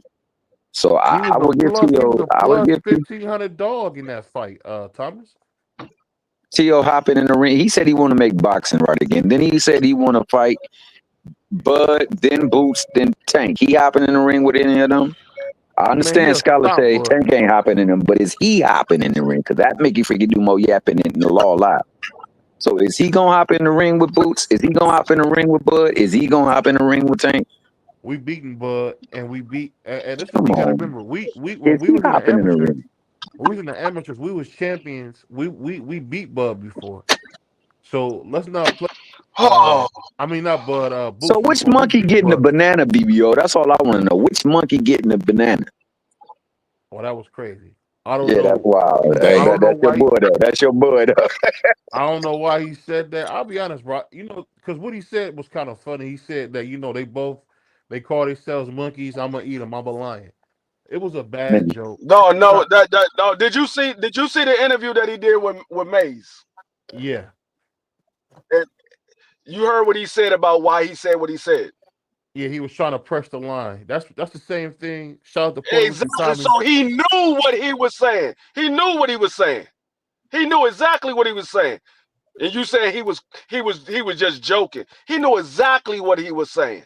Hold on, Free. I told you. Hold on, Free. He You knew Spanish, exactly what he was and saying. you call us nigga all the time. No, Ain't nobody tripping about that. No. I'm also half black as well. He ain't never called you a monkey, though, bro. Did he ever call you a monkey? No, You he say never you called want a me a monkey. banana, bro? Never. Come on, though. That was cringe on so many levels, bro. But I'm not even No, holding that like against I him. said, like I said, he knew exactly what he was saying. BBO want to give him the benefit of doubt because that's his favorite fighter, and that's what a lot of people do when it comes to their favorite fighter. They want to give them the benefit of the doubt. I'm just going by what the facts are. The facts said he knew what he was saying. He knew what he was. BB, I think I will say this: he knew for sure. That I will say, because the way he was talking to Kevin Mace, he knew what he was saying. He knew what he was saying. That's a fact. Yeah, No other way to put it. All I wanted him to do was get in the ring with one of them. Okay, who said that? That's all I want him to do was get in the ring. I think that I don't know, man. No matter how you put it, man, the thing that Scholar said was true was that, Tank hasn't really fought anybody, and he's almost 30, man. We can call it what we want, man. Beating Leah Santa Cruz, Mario Barrios, those are solid wins, but I mean, most of his fights have just been tune-up fights. They as solid as what's the name's wins, bro? Like none of them got stolen, bro. None of them, man. And I mean, I know you gonna scream Tio, but that thing got a Steve Forget on his record. I'm gonna be honest with you. The 135 pound division is weak, bro. It's weak. Shakur Stevenson injured. Davis, not Tank Davis, Keyshawn, he don't want to fight Shakur, and he don't think he's ready for Tank. It's just like all the people have left, like Dev and Tio and all those guys that we thought would make great fights there, bro. But Tank the one said he like what D Free said. We going by the fighter's words. Tank the one that said he was gonna have a hit list, bro. I was looking forward to that hit list. Yeah, I mean, I hold him to it too. But at the same token, two of those guys who I believe is on the hit list, which is Tio and Devin, they can't fight right now. They can't fight right now. All I'm saying is I'm not faulting Tank for him having to fight Roach right now. I'm not faulting him for that fight right now. Now, what happens after this Roach fight, then it's on Tank. I told BVO before, everything Tank do, he's being held accountable for it because he said he's in charge of his career now. Now that he's away from Floyd, he's in charge of his career. So he tried to make the Loma fight. Shakur said they reached out to him. Rayo said they reached out to him. And so those guys ain't take the fight. So I'm not holding him accountable for him having to fight Roach because these other guys chose to go a different route. I'm not holding him accountable. But after this fight, oh yeah, you got to get one of these big fights because there's nobody else left for you to fight. There's nobody else left for you to fight. I mean, what you going to do? You going to fight daggone Keyshawn Davis or you going to fight daggone Abdullah Mason? No, you got to fight somebody. He got to. Yeah, but you know the sad thing is we say that every Tank fight. He gonna have this and then he gonna get another one. Yeah, Tank is the potential fighter, bro. No, because y'all everybody did a list and Frank Martin was on their list. It was a lot of people that now when Tank Davis came up with Frank Martin, everybody, oh, Frank Martin is a prospect. He ain't did nothing. But prior to that, everybody was talking about, oh, Frank Martin need to be in the ring with Tank, Shakur, Loma. They was naming those were the three names out of 135 that they named that Tank had to fight because Devin had already moved and Tio was gone and Ryan, he had already fought Ryan. So that everybody said Loma, Frank, and Shakur. Well, he fought Frank Martin. Once he got Frank Martin, everybody want to complain about Frank Martin. Yeah, that's not. I ain't gonna lie, I wanted to see that fight. But I thought Tank would win the fight. I never thought Tank was in danger. But it's just like, I don't know, bro. It's like which one you don't think he'll win? Which fight of those that he should be fighting? Which I think he'll win them all, but it's kind of hard for me to make an argument for a guy who ain't fighting the fights because it's all hypothetical, right? Like it would be like Anthony Joshua never fighting Daniel DeBoss. We would all think that Anthony Joshua was gonna beat him until he got knocked out by him. So I mean, you never know until you in the ring. Go beat the guy so I could go out there and say, yeah, man. Because I believe that I don't think nobody at 135 can beat Tank, but he won't go out there and beat the top guys and improve it, you know? Nah, I hear you. I respect that. I just want to see the fights myself, bro. I'm tired of this interplay going back and forth. Who fought is, who's scared of who, and things like that, bro. I just want to see him get him up. And to me, like, I understand them mentioning his names because he's the one that brings in most of the money, especially at their weight class. But when you say it, when it come out of his mouth, I hold it to a different standard. And he got to now own up to them words for me. Yeah, that's what I said. I'm not faulting him for this fight because he tried to get him. He tried to get him, and they didn't get in the ring with him. Okay, so I'm not faulting him for this fight. We'll give you that, but what's gonna happen is Tank gonna be Tank, bro. Tank gonna do Tank, and after this fight, bro, we're gonna revisit this conversation when he's fighting a rematch with Cruz or Rowley or somebody. Then we're gonna be like, because I feel like Tank is the potential fighter, bro. We all can see the talent, the potential, but it's like he won't. Now, if that happens, then yeah, I mean, we gotta criticize him, and I've always said that. I said I'm not gonna make a judgment until we see who he's fighting. Well, like I said, we thought he was going to get the Loma fight. Everybody was all on board for that, and then Loma pulled away. Then we thought that the Shakur was going to get the fight, and then Shakur went to go fight Joe Cordina, and then he ended up getting injured. And then we thought maybe he'll go fight Rayo. Well, Rayo said he want to stay at 140. So I'm like, okay. Who else is left? Well, going forward, he got to push for them fights, bro. Because he running out of people that he can fight. That's gonna be okay. It's acceptable because of this. They got to do what they got to do to make the fight, bro. I'm tired of this talking point. I'm tired of this narrative. I'm tired of people saying the fight is gonna happen and it's not gonna happen. I just want to see them get in the ring, bro. When the Tank lose, he take an L, man. So be it. The better man won. If he win, so be it, bro. I just want to see the fight, bro. It gets to the point where we shouldn't have to be talking about why the fight didn't get made. We should be talking about what happened in the fight. Facts.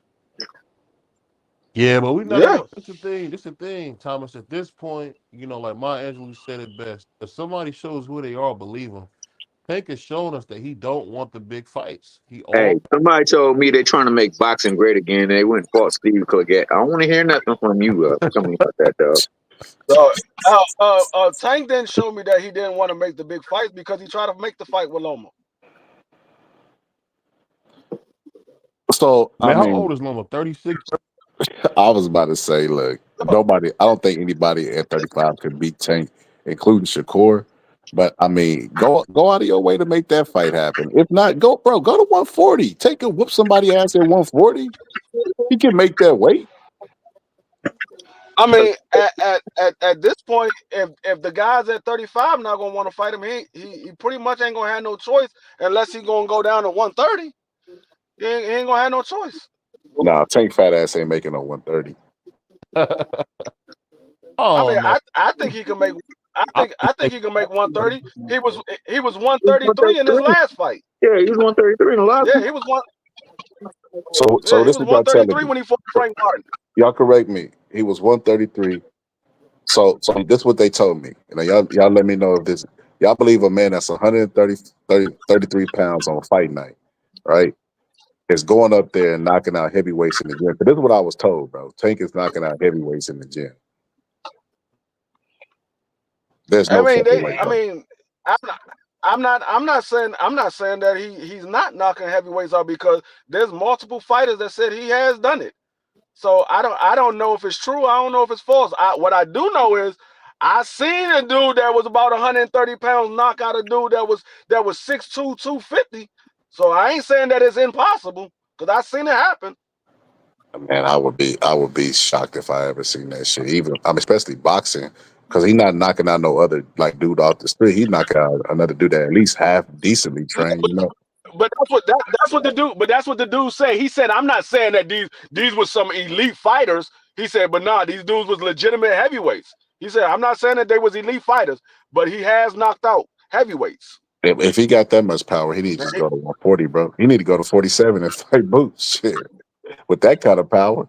No, but he definitely need to go to 40. Think about Berlinga saying he's thinking about going up to heavyweight to fight Joshua or Dubois. Hilarious. Get knocked out. He get his ass knocked out. That's what's gonna happen. He do that. We don't think much of it. What happened? Berlinga, he said, we're talking about going up to heavyweight. He go up there and get mashed. He get mangled. Berlinga goes to sleep within 3. He goes there and fight Joshua at heavyweight. He can't even get a belt at 68. Like, he can't get one title at 68. What the fuck would possess him to go up? That Canelo fight, bro. Like him on cloud 9. No, that man will go to sleep in 3 rounds. He will go to sleep in 3 rounds. This is like me playing Canelo don't hit no, he got dropped by Canelo. Do you think Canelo hit anywhere close to being as hard as Anthony Joshua? Or Dave Dubois? He don't hit nowhere near close to their power. That man going to sleep. He might go to sleep fighting Dagon Usyk. He might go to sleep. You think so? Him and Usyk about the same same time? Usyk would kill it. Usyk almost knocked out Tyson Fury, bro. No. He knocked him out. He almost knocked out Tyson Fury. He almost knocked out Tyson Fury. Tyson Fury. I'm not talking about. dog. You got to understand. I put When Usyk $1,000 was on Usyk at on him. Huh? dog, when Usyk was at I put cruiserweight, 1,000 on him. Usyk was knocking people out at cruiserweight. Yeah, what he you was. talking about? Yeah, he He was was a knocking monster. people out at cruiserweight. He was marching people down and knocking them out, bro. He will sleep your boy Berlanga, dog. It won't even be. I mean, Wait a minute, BBO, you a Berlanga fan? No, I'm just saying what him Man, and Keith Berlanga was talking about. BBO's he's a Latino fan. So let me tell you No. something about Berlanga. Protagonist. Berlanga, bro. Berlanga's not a bad fighter, bro. He's not a bad fighter. He gonna be a career journeyman, which is sad. You normally a journeyman when you washed up and can't get a title no more, but he's never gonna get a title, bro. And he got confidence because it's like me playing Michael Jordan, scoring 1 point in his prime, and then going to tell everybody, I'm the best in the league outside of Michael Jordan. That's the cloud that he's floating on, bro. But that shit gonna get deflated, bro. It's the very next fight. I'm gonna tell you what. I'm gonna tell you what Berlanga is. I'm gonna tell you what Berlanga is. Berlanga is 168-pound Kambosos. He ain't a bad fighter, but he ain't great neither. That's what he is. He's 168-pound Kambosos. Oh, but if you say he Kambosos, because Kambosos was undisputed before. Come on, bro. Okay, Kambosos got lucky. Kambosos got lucky. Hey. Berlanga could possibly get lucky, but Berlanga ain't on that level. Never. He ain't on that level. Berlanga would have to a virus would have to strike the whole division that only kill 168 pounders, and he'd have to be left with one who's on a C level, and still the C level fighter might beat Berlanga. That's how much trash I think of Berlanga. I ain't gonna lie though. David Morrell Jr. looked like dog crap at 175 his last fight. I thought he lost that fight. I mean, if we being real. I don't know what fight you was watching. I don't know what fight you was watching. That dude was whooping his ass. Who'd he fight? Dog, his opponent didn't fight back. What are you talking about? I don't know. You talking about you thought he lost? His opponent didn't fight back. Who did Morrell fight last? He fought some dude. I forgot who the dude name. What the dude name is? Whooping Morrell's ass. What are you talking about, man? I don't remember. No, he was not. I just remember Morrell didn't look that dominant. I don't know about losing. No, Morrell didn't look like the normal Morrell, but dude was not doing anything to win that fight. He was not doing anything to win that fight. BVO just be out here straight capping because a guy didn't look the way he wanted him to look. If a dude get punched a couple of times in one round, he lost the entire fight. Here we go, free. According to BVO. This is all cap. According to BVO. Is this true, BBO? I don't feel like yelling with Puerto Rican Free today. That's all. But no. Who do you think won the Ortiz and Tio fight? I ain't gonna lie to you, bro. I don't know, bro. I'll reserve my judgment, bro. I give you an opinion about it later, bro. Let me go to the film and let me actually see it really be official. You talk about Teofimo. Yeah, Teofimo Lopez. Teofimo, bro, I don't even know if he's like Ryan to me, bro. I don't know until they actually get into the ring. He's that uncertain to me. Like I don't know what this guy. He's more interested in being popular outside the ring for his comments than he is his accolades inside the ring. So just like when Ryan and Dev was gonna fight, like, man, bro, I don't know if the fight gonna happen till it happen. That's how I feel with Tio, bro. So I don't know, bro. No, all I know, I'm gonna tell you like this. I thought Tio won the fight, but Tio was fighting a dude who had 7 losses, and Tio was in a fight. He was in a fight. And if Tio supposedly be that dude, you should not be in a fight with a dude that has 7. No, the dude I believe he had just got beat. He had got beat by somebody I believe was at 135. I can't remember who it was. It was somebody that was at 135. I think he got stopped by him. But I'm like, hold up. Oh no. I take that back. Steve Claggett had beat somebody else. Yo, Thomas, you asked me that. I was wrong. Yeah, I did. Bro, I'm getting tired, bro. My bad.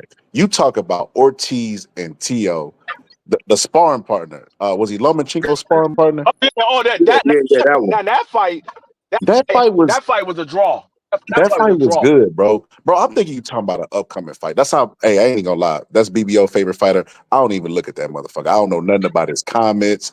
When I see T.O. in my timeline, bro, I scroll past it, bro. I am so disinterested in T.O.'s career at this point, bro. But that fight was a good fight, bro. No, that I It think was a good fight. I thought it T.O. was a good fight. I think he slightly edged it out, bro. Slightly edged it out, but that was a good fight.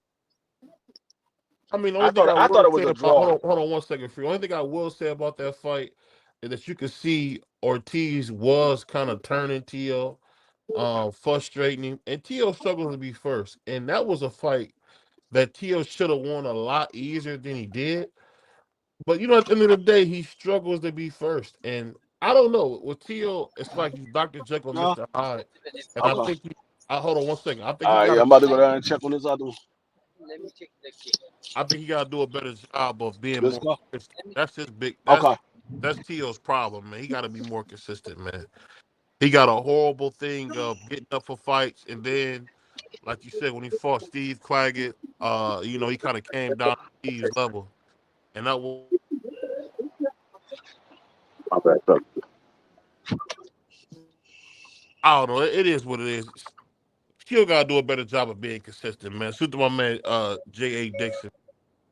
But BBO, ain't that what you want to see out of? Look, I'd rather a fighter fight everybody, struggle in a couple fights, bro, than to just be sitting on the shelf. You know what I mean, waiting for a blockbuster fight.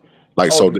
the reason why I don't criticize Tank that much, bro, I only criticize Tank because of what he said out of his mouth. If Tank would have Yeah. just never said this shit, bro, I would have no problem with him fighting because he just got out the ring like 3 months ago. Like the boxing fans, they tell you one thing. They say, man, we want the fighters to fight like the fighters of yesteryear, where they was fighting frequently. Like, bro, Joe Louis had a bum a month club, bro. A bum a month is what he was averaging. So it's like, if you fight frequently, you're gonna have fights like this. If you fight, you know, every now and then, mega event, then you could get the superstars in boxing and the big names. So boxing fans got to make up their mind which Oh, you go. You go. Mhm. Yeah, I think no matter how it go, man. I think no matter how it That's go, good stuff right there. I agree. I think no matter how it go, man. Like what you said, Scholar, man. It's not every fight's not gonna be a big fight. The whole thing is with Tank is the man's almost 30 years old. He's about to be done, and he still hasn't really had that big fight that we've been looking for. That's all it comes down to. He's Hey, you had the know who else numbers. He almost had 30 everything. years old? Go ahead. Teofimo Lopez, bro. Huh? Teofimo almost 30 years old. I think he's 26, huh? He's 27, bro. Tank is 29 years old, so he's 2 years older. Yeah, man. You act like he that much older than him. But he didn't already fought Lomachenko, Josh Taylor, Richard Coleman. That's the thing you're missing, man. Comey, okay, I'll give you Josh Taylor and I'll give you Lomachenko, dog. Comey, bro. He was Comey was champion, on his bro. way out. He He was champion, bro. Gamboa. He was Gamboa, bro. He wasn't the Comey of old. I mean, a lot of them Tio didn't take fought him young. advantage of Tio people fought him when when he was like they 23. he fought him when he was 23. Tio was 23 when he fought him. Okay, he was. T.O. is also known to be a very talented individual, bro. And Comey was on his way down. It was I one of don't. those ones where it's a good name, but you know, it wasn't the name that it once was. That's all I'm saying. Bro, I'm I being honest with you.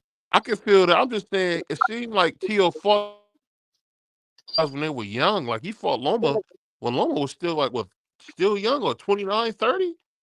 I mean, it wasn't like he was old like he is now. yo, I mean, yo, BBO, Thomas hit you with the Floyd. You want me to lie to you? I'm being honest with you. On the unofficial.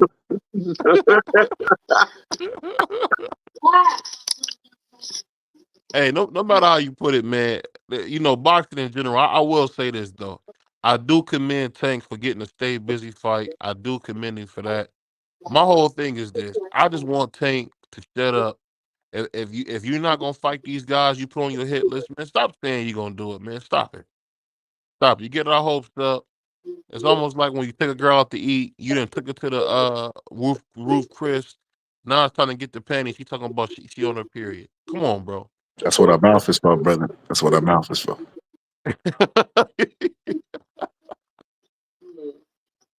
Well, I mean, I can't argue about that.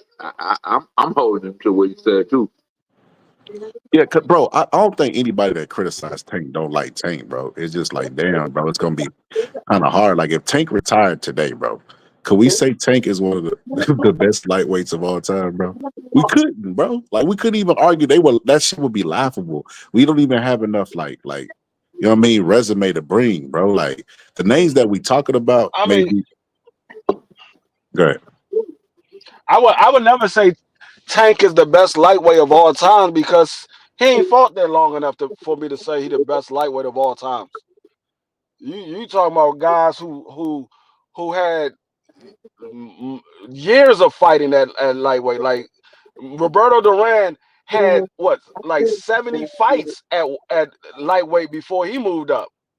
So I would never say that Tank is the greatest lightweight of all time. He wouldn't even be in the conversation because he hasn't fought there long enough. I know, but we couldn't even put him in Tank the can't. mics. We couldn't even bring him to the table to even discuss. Like Tank would just be left out. I'll give you Salvador Sanchez died when he was young, right? People look at Salvador Sanchez, bro, as one of the greatest to ever do it, bro. And he died in his prime, going to go see his side chick. So it's Yeah. like if Tank passed away, God forbid, right? Going to go see his side chick, bro. Like, what would we say about Tank? We will remember him for just power, bro. That's what he would be known for. Nothing Yeah. else.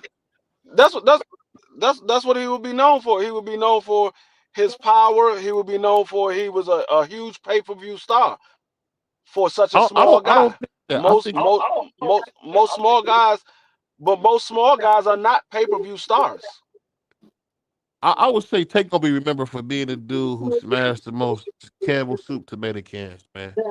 If he was gone today, at the end of the day, because Salvador Sanchez, if you watch some of his fights, like he had a fight against this guy named Rode. He's a little overrated, man. Salvador Sanchez to get his ass whooped too. So I mean, at the end of the day, really, people when they pass away young, they get romanticized. But Yep. from what I've seen with Salvador Sanchez, he had a lot of talent, but he definitely has some holes in his game too. I don't know. I look at Tank Davis as one of. I look at Tank Davis as one of those guys of this era, not of all times, because until he fight his contemporaries, I can't say he's one of those great fighters of all times. I look at as one of the good fighters of this era. That's how I look at him. Everybody else want to hold him up to the legends and stuff like that. I don't hold these guys up to the legends because they're not doing what the legends did. None of these guys are doing what the legends did. None of them. I can't even think of anybody that's even close. Usyk Can't even think is. none of them that's even close. Usyk, but I don't. Usyk is not. He's not talked as one of the greats because he's not looked at as one of the greats because I don't know why he's not looked at as one of the greats. I don't know. To be honest with you, I don't know why. Maybe because it wasn't really nobody. Maybe because it wasn't really nobody at cruiserweight and at heavyweight. He really only fought 3 guys at heavyweight. He ain't really fight nothing but 3 guys at heavyweight. When you talk about maybe that's what it is. That's the reason why. When you talk about the history, Maybe that's the reason all a man could do is beat the best at his time. So although I would disagree with bringing Tank to the conversation, at least he would still be brought to the conversation. Now we that motherfucker can't even take a Uber to the conversation, bro. His resume is trash. Like especially if we look at Tank's potential, bro, and what he's accomplished, it don't match. That's why I say Tank is always going to be a potential champion. Where we look at him and say, man, this guy could be considered, this or that, or this might be one of the hardest punchers ever, and blah, blah, blah. You know what I mean? It's like he won't go out there and show it on elite chins. He won't go out there and fight. If Tank went up, let's say Tank went up to 140 and beat a champion there, bro, and then drop back down to 35, that's what the old school people would do. Or stay at 140. That right there would be enough to be like, okay, he's the best in our time. He's the best fighter. He at least need to be top 5 pound for pound, but he's not even doing that shit. And that's what's frustrating. Because he wants to be viewed in that light.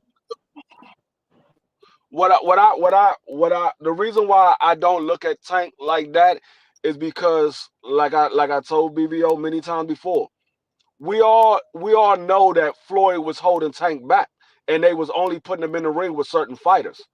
We already know that, and they was building him up to be a pay-per-view star.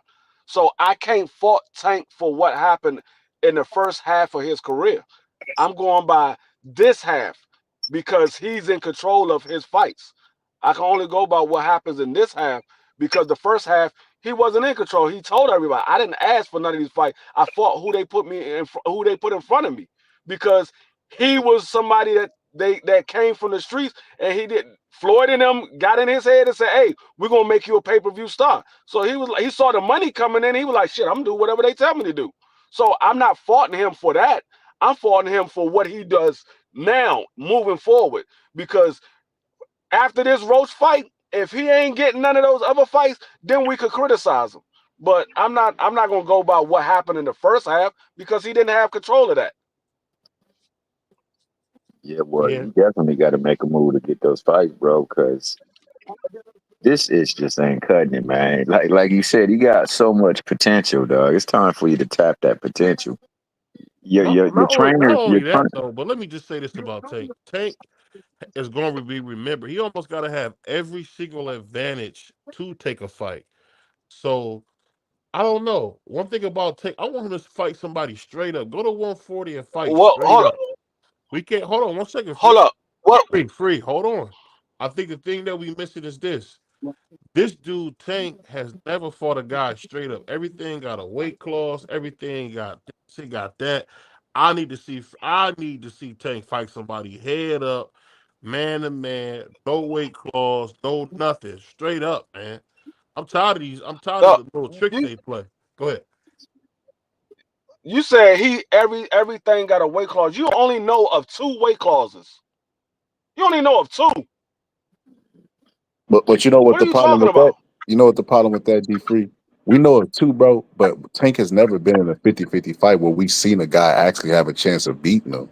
And it's like, okay, you're not even in a 50-50 fight and you still need stipulations and advantages, bro. It's like, come on, Tank. God damn. Did you Dog, really have to put a That's rehydration clause on Ryan? dog, the man told him, if you fight at 35, I'm not putting a rehydration clause on you. The man fought at 136. He could have dropped another pound and he could have rehydrated to wherever he wanted to. He said, if you fight at 35, I'm not. He said the same thing to Devin. You fight at 35, I'm not putting a rehydration clause on you. He fought Rolly at 165 pounds on fight night. Said, I'm not putting a rehydration clause on you if you fight at 35. If you want me to move up, yeah, I'm putting a rehydration clause on you because I'm a 135-pound fighter. I mean, we act like he's the only person that ever put a rehydration clause on everybody. Because they're going, Canelo done it multiple times. Oscar done it multiple times. A lot of these guys done it.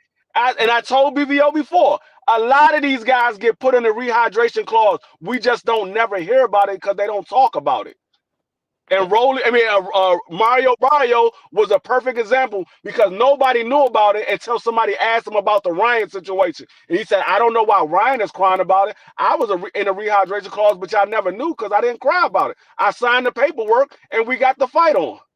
That was his way of letting us So know. a lot of these guys, I mean, yeah, it was his way of letting us know, but he never talked about it. He never made that an excuse of the reason why he lost the Tank.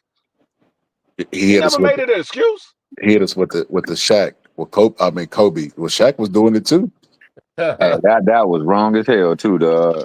I never was a big fan of Shaq. Oh no, really wasn't that much of a fan of Kobe neither. But Kobe was playing a role in that one, that's for sure.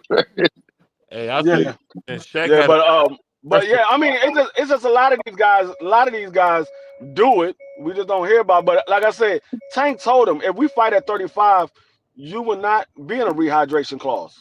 So if they want to fight Tank, you know he fight at 35, fight him at 35. Or don't call him out. That's the problem that I had with a lot of these guys that calls Tank Davis out. When Tank told him that he's fighting at 35, you calling him out, then fight him at 35. Don't say, "Oh no, I'm gonna call you out, but you gotta fight me at 140." You calling me out? You calling me out, but I gotta go to your weight class? No, fight me at my weight class. You want the fight? Fight me at the weight class. Yeah. Oh, I don't know, man. I look at it like out of all the Tank's opponents, right? Leo Santa Cruz, small ass included, right? I've never thought Tank was in any danger to lose ever. And it's like, okay, so that's on the outside looking in. Inside, internally, he's draining he's putting a rehydration clause on him and a catch weight. And it's just like, bro, he didn't need that for Ryan Garcia. Even during the fight, you know what sticks out in my head? I remember when Floyd said, "Hey, Tank, what he got? He ain't got shit." And it's like, bro, okay, this is what we saw going into the fight. He didn't have shit for you. Why did you need all that extra shit? Yeah. No, I mean, like I said, the man said if you'd have fought me at 35, you wouldn't have had a rehydration clause. He would have fought him at 35. He wouldn't have had one. It wasn't like Ryan was fighting at 40 this whole time. He has never fought at 40. Ryan has never fought at 40. He's fought below 40 and above 40. He has never fought at 40. So it wasn't like Ryan was a 140-pound fighter and he was fighting there every single fight that he fought. No, he wasn't fighting at 140. The fight that he had before Tank was below 140. I hear you, bro. I just don't. I mean, see it. Well, I think Tank is the best at 35, and I just feel like, it's like, bro, in a sense, bro, I hate the term weight bully, but bro, he kind of like bullying them, bro. He better than these guys in every aspect, like power, speed, coordination, all of that shit, bro. And then he still wants an advantage on top of those advantages, and I'm just like, God damn, bro. At what point is it not even boxing anymore? Where you're coming out fighting these guys who are not like in a 50-50 fight with you, and you still need an advantage. That's not a good look, bro. But hey, it's his career, bro. He can do whatever he wants to with it. Hey, Ryan had advantages over Devin. He used an extended advantage. He had the weight, and then he used something else because he had the hand speed. He had the power over Devin. And you know what? Still using the weight and something else. And you know what? I always criticize him for being weak for that. Like, damn, bro. Like all that stuff with the religion and stuff. I now see that, bro. He was on steroids the entire time, and he was trying to distract from the fact that he was on steroids. But so another thing that I look at it though, I look at Tank as being a genius because he made Ryan do what he wanted to do. Because if Ryan wanted to do what he wanted to do, who knows what Ryan would have did to fight Tank Davis, because that's the fight that he always wanted. He wanted Tank Davis. He could have did some other stuff with the Tank Davis as well. Tank was like, nah, I'm not letting you do that. Dixon up in here? DS3, my bad, fellas. My bad. I didn't even know you were looking at that. GD up in here? But see, I think only two out of all these fighters that we talk about, only really two of them fought a 50-50 fight. And that was Devin and Tio when they fought Loma. And maybe Tio when he fought Josh Taylor. We thought that was a 50-50 fight going into the fight. And then we see that Josh Taylor's nowhere near the Josh Taylor that fought for Undisputed. He's nowhere near that Josh Taylor anymore. But when Tio fought Loma, that was a 50-50 fight. And when Devin fought Loma, that was a 50-50 fight. Outside of that, none of these guys are fighting 50-50 fights. None of them. I don't know, man. We're going to see. I mean, look at Shakur. Shakur ain't fight a 50-50 fight in none of his fights. He was never in a 50-50 fight. Nah, De Los Santos none of his fights. That was a pretty even fight. That was not a 50-50 fight. That was not a 50-50 fight. What percentage you think it was? That was more like maybe a 60-40 at best. That was not a 50-50 fight. That's still not bad odds. 60-40, not bad. I mean, it's not bad odds. I ain't saying it was bad odds. I'm just saying it wasn't a 50-50 fight. I mean, I believe Tank and I believe Tank and Mario Barrio was a 60-40 fight. No, Mario Barrio bro. being 6 foot. Mario Barrio being 6 foot. Mario Barrio knocked out damn near everybody that he fought. He knocked out damn near everybody that he fought, and he was the but he bigger got guy. knocked out himself. So I said that was 60-40 in Tank's favor because of all the advantage that Mario Barrio had. I mean, that's how I look at it. You got a guy that's 5'5", fighting somebody that's 6 foot with a much longer arm reach, who's a bigger guy. Yeah, I mean, he got advantages over Tank Davis. Hey, no matter how you slice it, man, we want to see Tank fight somebody, man. That's it. I want to see him fight Tio. That's what I want to see him fight. That would be a good fight, bro. Him and Tio would be a damn good fight, bro. Oh yeah. Well, I want him to give him a banana, bro. You know what I'm saying? So won't he extend a term sheet, y'all? I forgot that you you little suspect, huh? You be thinking about it, son.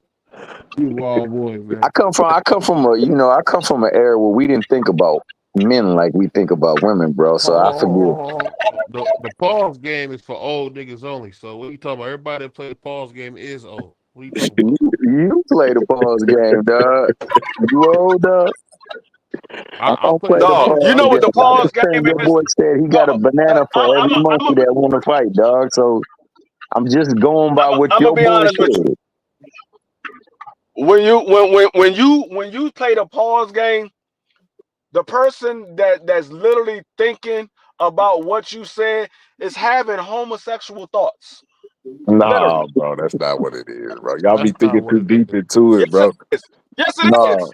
No, yes, it is. Listen, why else would you say pause what else would you say pause unless it sounded homosexual? It's for the same reason that. Why else would you say it? Listen, sometimes we'll be having conversations, bro. And we'll be talking about stuff, and I give you a prime example. We was talking about something on my show, and one of my homeboys said that he likes to have role play and pretend like he's gonna grape his girl. And I was like, whoa, bro, bro, did he trial out there, bro? You don't want to be put in them type of categories, bro. Like it's like your statement can be innocent in nature. I put it this way. You got a job, right? Yeah. You got a job, correct? Huh? Would you ever say pause? Would you ever say pause while you talking to your boss? Man, come on, bro. I'm gonna ask you a question. He say something that normally you would think is suspect. Would you say pause while you talking to your boss? Yeah, I said. No, you wouldn't. No, you wouldn't. Okay, well, I asked the question. No, you know I wouldn't. Everybody's different on here than they is at their job, That's bro. why We just talking. So it's because you have homosexual thoughts. I'm just being honest with you. So look, check this out. I'm just being honest with you. I'm listen. For the people, you can't speak for the people if you don't play it. How you gonna speak for the people that play it? So let me speak for the old niggas that play it. Me and BVO, we the old niggas in the room today. So check this out. When I'm saying something, my statement could be totally innocent, right? But it comes across like, damn, bro, what the fuck did you just say? That's basically what. Hey, pause, man. Hold on, let's rewind this shit. That's all it is, bro. Bro, it's laughter, bro. It's like we on here to have like fun, bro. Like we can't be serious all the time, bro. I understand it. I understand y'all doing it as a joke. I'm just telling you how it sounds. Nah, it's all good. That's the age. It sounds like you have a homosexual thought. It's pause worthy. Hey, we can't control how other people see us, brother. Us old niggas that play the pause game, we just trying to correct our brothers. Like when BBO talk about how big T.O. is, I be like, hey, brother, hey, hold on now. Hold up. Here we go. Hold up, brother. I mean, BBO might know how big T.O. is. He might know how big he is. Man. Yeah, that was crazy. I mean, I don't know. He might. Hey. Well, anyway, bro, I'm gonna say it like this. See, where I come from, my man run his mouth like that, real heavy. Oh, we got to see him in the ring. So, like, I would really like for them to line it up. I think it would also sell well too. I think that I mean, I would like to see Tank. The only fights that I want to see T.O. get in 2025. The only fights. There's no other fights. I don't care what y'all say. There's no other fights that I'm looking forward to T.O. getting in 2025 except for Tank Davis and Bud Crawford. That's the only two fights. not Butinas too, because he called him out as well. Nah, I don't care about the call out. Just because the simple fact he called those two guys monkeys, I want to see both of them whoop his ass. Bud ain't fighting T.O., but I agree with you. I agree with you. I think T.O.'s Bud will. one of those dudes.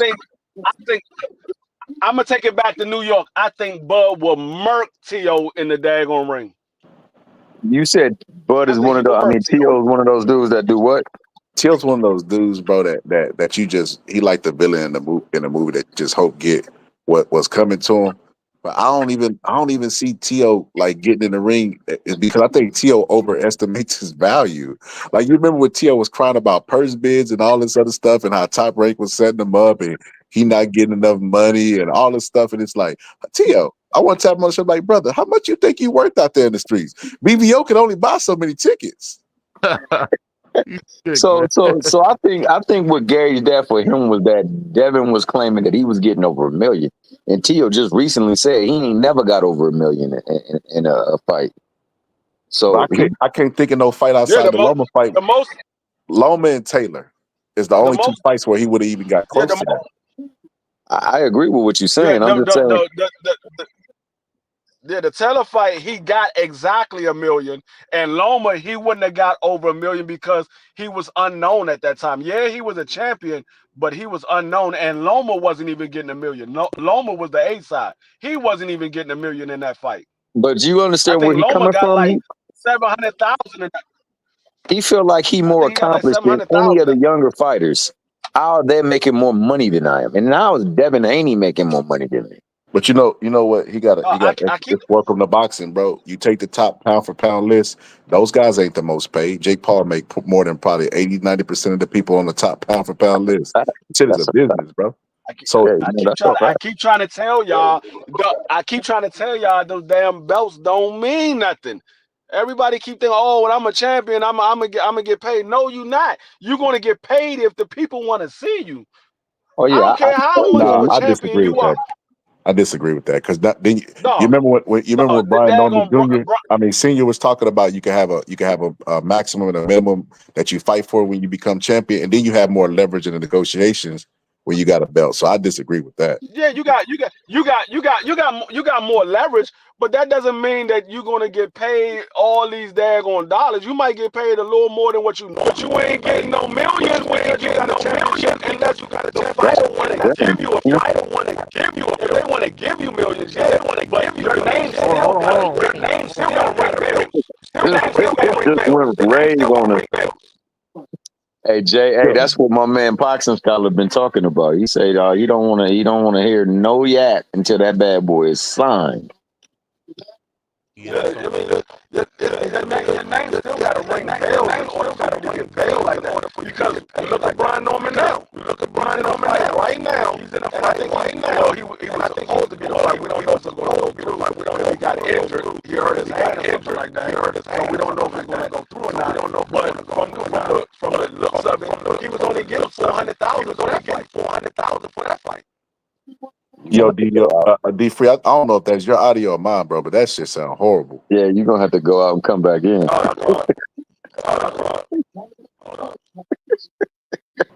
That man got a virus. Pause. Hey, you know them little voice boxes when you can't talk, you gotta put Hey, I don't know what Free was over there doing, man. Shout out to D Free for making his way downtown. Face is passing me home now. Got the windows down. Oh, that's much better. Much better. Oh, hold on. We got shout out to my man GD, man. One of the most biased, racist boxing fans out there, man. Salute to GD, man. He be in the comments all the time saying the most outlandish stuff, man. I salute you, GD, man, because you believe that bullcrap people say. Hey, think he's fighting? No, don't talk to him like, hey, GD, Blue Lives Matter, brother. Don't do that, BBO. I ain't trying to get my ass beat. Shout out to you GD, man. Yeah, GD dog. And on top of that, you know dang well he ain't trying to get up in that dang ring with that. He know that boy BBO know that he ain't trying. He just talking. It sound good to him. That Mickey Free is one of them Mickey Frees You that just like to talking, hear man. himself Your talking because boy it Tank told sound me he had good. a hit. He's Hey, smacking you right. people. You right. You won't never get me if he don't get in the ring with them. Then I'm gonna tell him. I'm gonna tell him straight up. I'm gonna tell you straight up because I can never talk to him. Like, yo, bro, that dude was full of it. Dog, that Mickey Freaky had no intentions on getting on the ring. I know your boy T.O. ain't got no intentions on getting in the ring. That Mickey Freaky said he wanted to. But he'll fight Loma at 23. He'll fight Loma at 23. Hey, that was. I'm gonna tell you this. It better not ever come out that Tank or Bud sent that man an offer. It better not ever come out that they sent that man an offer and he turned it down. Oh, Bud sent him the offer at the stadium. He told that Mickey Freaky, hey, Bud really did tell him, man, we can go outside right now. Hell it, dog. Everybody know T. Crawford get active. I know that he turned down the offer from Devin. That was supposed to be a 2-fight deal, and Devin, I want to say Brian Norman Jr. was supposed to be the other fight, but I know for a fact it was Devin because he came out and said it multiple times. Yeah, he turned me down. He said he wasn't ready. Yeah, it's crazy, man. No matter how you play it out, man, it's a lot going on in boxing. And you know what? It's the same old story. We talking about the same niggas, man, who still ain't fighting nobody, man. That's the doggone shame, man. That's facts, bro. We get excited about the idea of them fighting, but I already accept the reality. They never gonna fight each other. Like this conversation, I was surprised when Tank fought Ryan, and that fight the only reason it got made is because Ryan wanted it to be made. Ryan could have been like, man, I'm not agreeing to no rehydration, no catch weight. Yeah. Hey, you know what? Slowly, Ryan's starting to put the best. Hey, it was supposed to be made 2 years prior to that. Ryan pulled out. Ryan was the A side at that time. Tank said, "I give you the A side. I'm gonna beat your ass." And Ryan pulled out, talking about I'm about to fight Manny Pacquiao. Hey, but I'm gonna quote somebody that's really, really, really true with the way they say things. I'm gonna say that T.O. chump ass ain't fighting none of these dudes. He calling out because he know what's up, dog. And that's all I'm gonna say about that. I mean, hey, I'll be honest with you, man. At this point, I'm just tired of the speculation fights. I want to see some real fucking fights, man. Hey, no, that's real talk. That is real talk. I mean, the That's whole he might fight the Boogeyman, or he might fight Michael Myers. He might fight the Chucky doll. I mean, I just want to see some good fights, man. I'll be honest with you. I'm not gonna spend my money going to Houston to watch Tank fight this time, but hey, I definitely. Hey, answer this question for me. Go ahead. What the hell is going on with the WBO? So they said 1 minute they said Sebastian is fighting Bud. The next minute they saying he's not fighting Bud. Then he's fighting Earl. The next minute they come back they say he is fighting Bud. What the hell is going on with the WBO? They try to trick YouTubers into talk about the shit. The thing that's so funny is that come on up, man. They did have a statement that came out from the PBC where no matter what, Christian Fundora is not going to fight Bud Crawford. Bud Crawford will never fight another PBC fighter again. So we don't even get excited about that. I know that I heard that from somebody behind the scenes. They will never do business with Bud again, ever. So don't even expect him to ever fight a PBC fighter because they didn't forget that bullshit he pulled when he fought Earl Spence. They didn't forget that. Bro, what he pulled? He just whooped Errol Spence's ass. No, I'm talking about business wise. What did he do? Left him in the middle of negotiations to go get another bag. Talk bad about him. Never gave Earl his rematch. Just a bunch of little corny stuff. Bro, Errol never gave him the rematch. He could have exercised that rematch clause, bro. Yeah, they wanted to fight at 54. They didn't want to fight at all. I mean, whether he want to fight or not, I don't know. Bud kept saying we're gonna fight at 47. Earl said he want to fight at 54. So I don't know. I don't know which one would happen. Has it been a year since that fight? It's bad, bro. Yeah, It feel like it's yeah, 2 years. yeah. It's been a year. It's been a year since that fight Like happened. that Mickey Freaky hadn't gotten in the ring one time since I don't even know if he cleared to get back in the ring, bro. Like I don't know, man, because it's kind of funny how he ain't had a fight. I mean, at least Bud had one fight, man. I mean, this dude ain't had a fight at all, dog. Yeah, he And be I know on there's plenty fire. of Well, I mean, I don't know if he didn't have a fight yet because of the whole trainer situation, him I and agree, Derek Jay. James. I don't know. I'm not gonna say that's the reason why, but yeah, he should have had a fight by now Yeah, I because mean, if he ain't he got a fight by now, then I don't think he's fighting ever again, bro. To tell you the truth. Probably won't. yeah. I mean, I don't know. I don't know. Facts. I feel like the Fendora fight that they trying to get him is what the fight they want for him. I don't think he really want to fight anymore. Last time I seen Earl, he was talking about retirement. When a fighter start talking about retirement, bro, it's safe to put money against them in their next fight, bro. It's safe to say that maybe they got them results back and they said, hey, bro, you probably need to just sit it down, dog. Bro, that dude, hey, you know what's crazy? He had a detached retina in the eye before because he was supposed to fight Manny Pacquiao. Then when when Bud whooped his ass, then he got cataract surgery. And it's just like, brother, your eyes falling apart. You was thrown out of a Lamborghini at 100 miles. Let it go, bro. Let it go. The boxing shit ain't for you, bro. And I And mean, the also, worst thing that Bud ever did was agree to a rematch clause because that held up his career. He couldn't even go fight. Like Bud has only had one fight since the Errol Spence fight, only because Errol Spence had the rematch clause leaning over his head and he had no intentions on rematching him. Like BVO talked about what Bud did to PBC. What about what PBC did to Bud? Held up Bud's career for 5 years on a fight, right? And then he finally gets the fight. Then he's locked into a rematch clause that holds up his fight career. And he's already an older fighter. He's not like young like T.O. or in his 20s. He's an older fighter. So his career is held up for 5 years, then plus that 1 year in the rematch clause. And then now finally he's free and then he's fighting at 54. And then at 54, Errol Spence is automatically at 54 with Fendora, and they have belt and power up there, and they're not trying to fight him there. So they really fucking Bud everywhere they can.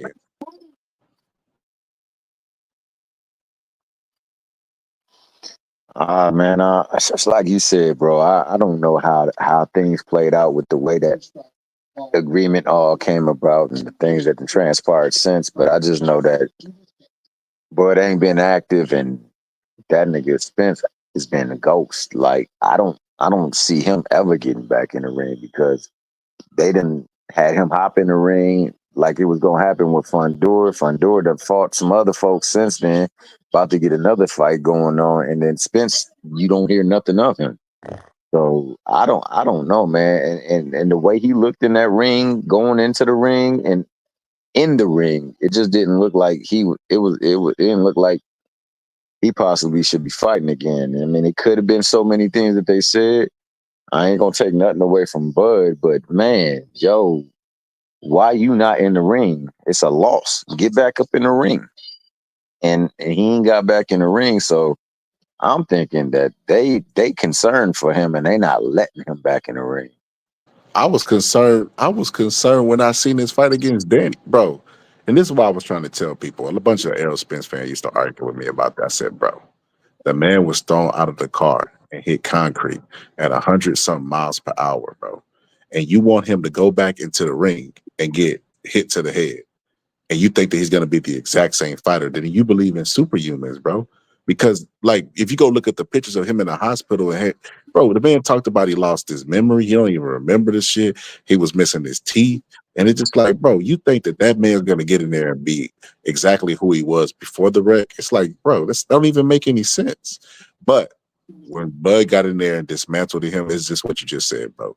Like, I think that his family's concerned about him. I think he probably slipped into a little bit of depression because he never been dominated like that.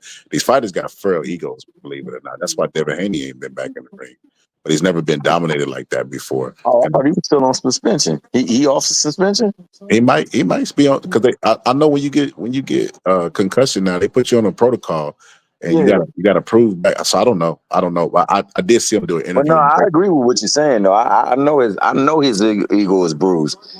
But I just thought he was also on suspension too, and I thought like he couldn't make a fight until like a certain time, like 3 months passed.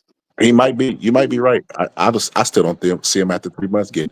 He did an interview, bro, and in the interview he said, "I've never been dominated like that before." Like he was still in shock and disbelief. I was like, "Uh-oh, he ain't even accepted it yet, bro. He definitely depressed."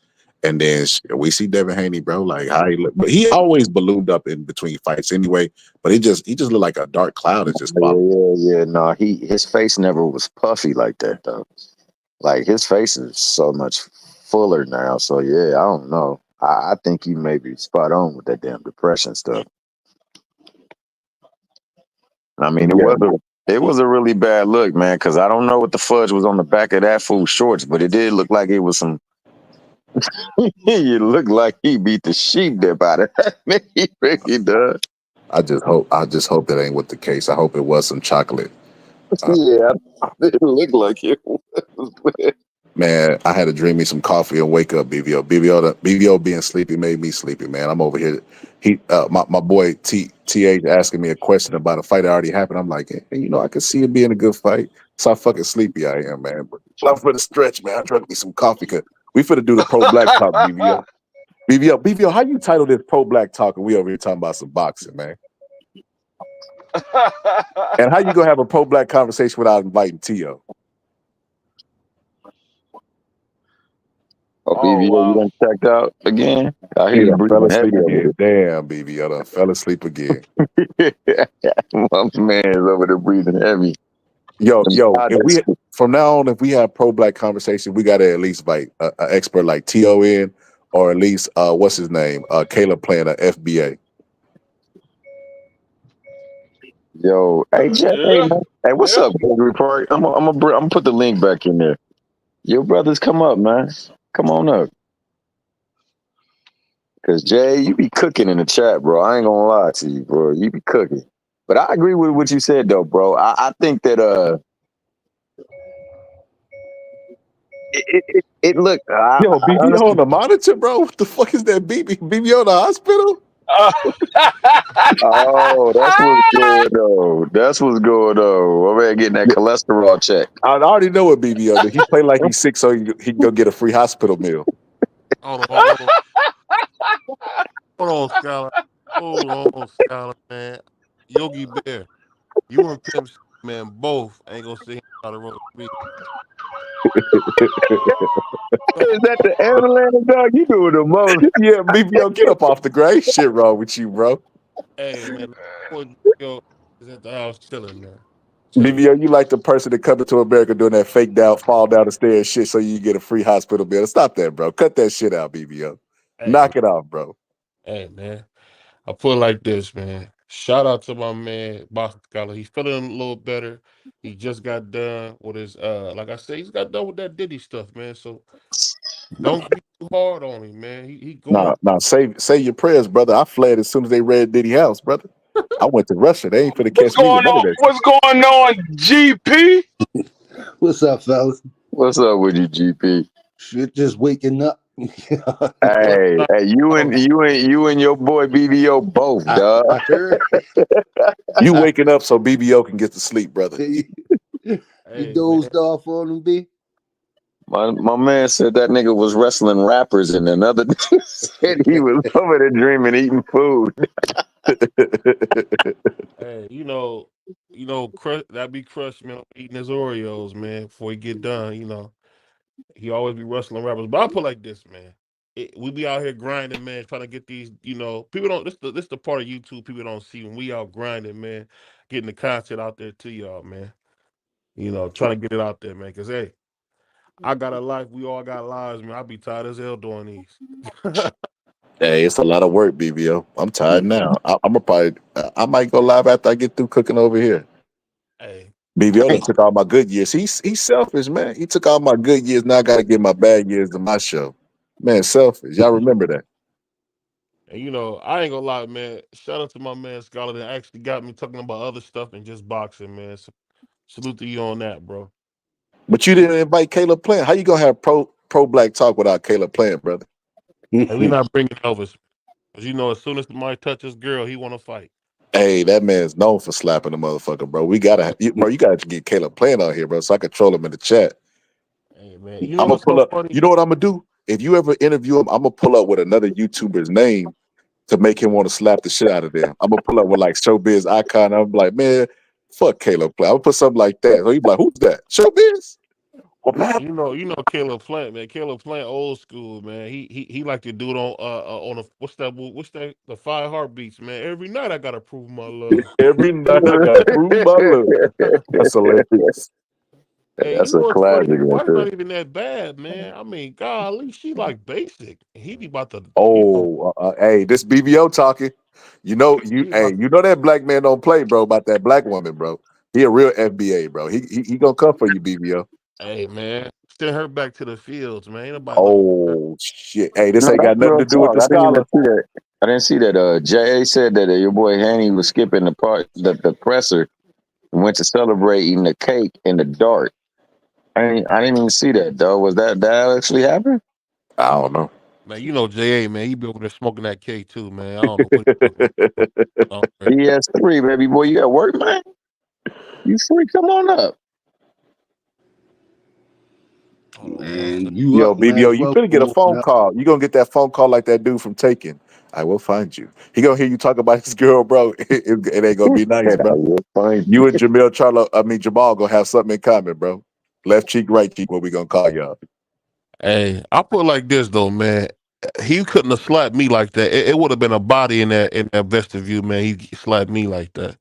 He just would have had I'm yours just to being get down, real. though. Baby, I ain't gonna lie, that shit sound good, brother. But No. when that black man put them paws on you, man, BBO. this is stand your ground state in Ohio, man. You know, you do something stupid like that, man, you're gonna be out of here, baby. You gonna be doing your trippy red, dog?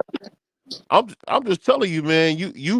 I just think this is one thing I learned, man. When you over 18, man, and you put your hands on somebody, it come with consequences, bro. It just come with consequences. So I mean, any fighter that think they gonna put hands on a regular civilian, just know somebody might take your life on camera, bro. You know, we give you something to watch. That BBO. Nah, I don't know about that, man. Hey, you say that, man. You say that. But BBO, killing is not an easy thing to do. It ain't like stepping on ends, BBO. well, we ain't gonna say the K word. We ain't gonna say the K word. We might. I'm just saying. You guys think that Charlos is done, dog? Huh? I think that your boy Jamal. Jamal need to get in the ring with my man Caleb Plant for that. To tell you the truth, Jamal need to retire. Jamal need to get some counseling. He got like mental illness, bro. It's not even funny no more. It used to be funny to laugh about that, but no, he really effed up, man. He said it used to be funny. That was never funny, bro. He really effed up, man. You know, I got an opportunity to talk to his older brother and stuff, man. He really going through it, man. So he got a crazy, and see, that's what happened, man. Whenever a woman give you a sucker attack, man, leave her alone. If she said she gave a what? Is that a sexual move? Because I want to get her number. What's her Instagram? Let me say this. Anytime a woman got you overly emotional and you want to hurt and fight, bro, that ain't the one for you, man. That ain't the one for you, man. Either out your league or whatever the case may be, dude, leave her alone. There's no real woman's gonna make you lose money, lose livelihood. No woman that really loves you is gonna make you lose all of that. So that's just a little tidbit from your boy BBO, the Asiatic black man. If a woman putting you through stuff like that, bro, she don't care about you, man. That's a fact. I think they both just drug addicts. I'm gonna be honest with you. I think this what it looked like, bro. Toxic relationship, fighting constantly, up and down, emotionally, sporadic behavior. All that stuff come with drugs, bro. Yeah, I get you. Yeah, because if you look at, I mean, God rest her soul, but you look at Bobby and Whitney, they used to go at it all the time. All the time. Yeah, that's a good point. Yeah, they also had cocaine. Something. Hey, yo, we can't forget that. Yo, they ain't robots. They human. You know what I mean? They do the same shit we be doing. Oh, yo, you from B-More, bro? Yeah, I'm from Baltimore. Oh man, hey, West Side. Tank always bring one on the panel. How you feel about Tank, brother? What about Tank, man? How you feel about Tank, brother? Just give me your honest opinion. Shoot it to me straight. Because before we You got love up it. here, BBO was saying that Tank ain't shit. He's short, he Oh, fat, and his braids stink. BBO, what you up here talking about, man? hey man, What you hey man. telling them people, man? Come on, bro. You know, I know you from Dunbar, man. You know I ain't from Lake Dunbar. Clifton, yo, don't do that. You West Side Dunbar, man. So you know I wouldn't say that, man. But shout out to my man GP, man. You know that's a real West Side nigga right there, man. Yo, Crazy stop shit it. and Hey, fever. yo, just know everything BBO says the opposite, man. Oh, here we go. Nah, BBO I favorite respect spot. I respect GP, bro, because the man told me that, you know, he the one that burnt down Tank apartments that he bought. And, you know, it take Hey, Yeah. a lot yo, of come on, yo, the world listen to this. Don't do no shit like that. oh shit, my bad. Hey, hey, don't do my man GP. They gonna Most tell GP that it's gonna do Nicky Fricky establishment. the most GP gonna do is get him a turkey sandwich and watch him burn. He not gonna do it himself. He gonna sit outside and watch him burn, but I ain't he gonna ain't do gonna that do it either. himself though. Them same is them the same apartments that they filmed the Wire at though, where they had them over there having a safe zone where they could do whatever they wanted to do I don't as know. No, long as they wasn't over on the other side of the land. The road no. y'all still got them row houses out there, GP? Yeah, it's Baltimore. That whole neighborhood is row houses. Yeah, we don't have high rises no more. Oh, y'all don't? Oh, okay. Nah. I didn't realize that they got rid of all the projects out there. Wow. No, projects still there, just not high rises. Oh, okay. Yeah, they ain't got no high rise. Only time you gonna see some high rise if you gotta be down by the harbor, Right, and those are office buildings. exactly. My man J.A. said, "Your boys, the Charlos, need a role model. Not only do they need therapy, but they need a role model too." Well, I know my man Jamal. He said he was coming back, so I'm hoping that they They both coming back. Jamal had a Nah, window. Mal ain't coming back. Mel coming back though. No, he Yeah, coming back. Jamal had his I window. got He didn't word take from advantage of it. Ronnie Shields. Let me say this real quick. Y'all got it twisted. They got Y'all Ronnie missed it. Shields. Let me say this real quick. Ronnie Shields, we got word from Ronnie Shields himself that they both are coming back. So He don't Yeah, even work they for coming both back. of them. How could he say? no, They, this is they, what I'm. No, this they is something that we heard directly from Ronnie. Ronnie said they both coming back. They both coming yes, back. they are coming back. They coming back to fight each other in the ring. They're gonna settle out their differences in the ring. That For would be real. the only way I would want to see Maul back is if they fought his brother. But hey, BBO, tell Ronnie Shields next time you talk to him, let's put some money on this shit. He got money.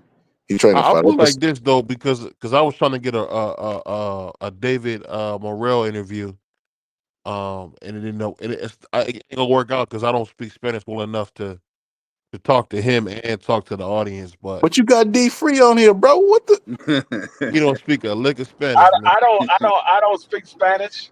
Hey, D no, but Free? let's What? be serious though, because I can get Angel I don't Diaz speak to Spanish. come on. He No, can translate. I told you I'm half Puerto Rican. But the funny thing about it is Thomas is full Puerto Rican. He don't speak Spanish. Who the hell? Oh, you talking about TD? Yeah, TD, Thomas from the Bronx. He's full Puerto Rican. He don't speak Spanish. I was like, damn, I thought you speak a little bit. He was like, nah, I don't speak Spanish at all. He like, I And can understand it, but I can't speak it back. Thomas, he just hit you with the Nino Brown. I'm taking a whole lot of people with me. This thing is bigger than Nino Brown. Yeah, you put that emphasis on Thomas. I was like, hold up, bro. I ain't Puerto Rican. Yeah, I can understand it, but I can't speak it at all. The only person I know that probably can translate it would be somebody like Kano or maybe Socrates. I think Socrates speaks Spanish, Socrates but I definitely know can. Kano can do it as well I too. know What about Puro? yeah I know Kano. I don't know if Puro speaks Spanish or not. I No, never he heard definitely Puro do. speak. No, Only he He definitely definitely do. speaks Spanish. oh, Yeah, he definitely only speaks Spanish. yeah you can ask him. Yeah, you got people, bro. And if not, nigga, Google Translate that bad boy. Hey, that's Speak the into best the mic. way. That's the best way to get that little app that translate, bro. and just do the interview like that. But nah, he ain't coming back. That's why I was gonna tell BBO before he got off. I wouldn't have bet money that Maul don't come back. Mel will come back. Maul ain't coming back, bro. His last fight, bro, he didn't even look like he wanted to be in the ring. Like his mind was elsewhere. No, If he that really had been didn't, bro. He really did. if that And was a fighter that was Yeah. at least like C plus, bro, they would have got him up out of there.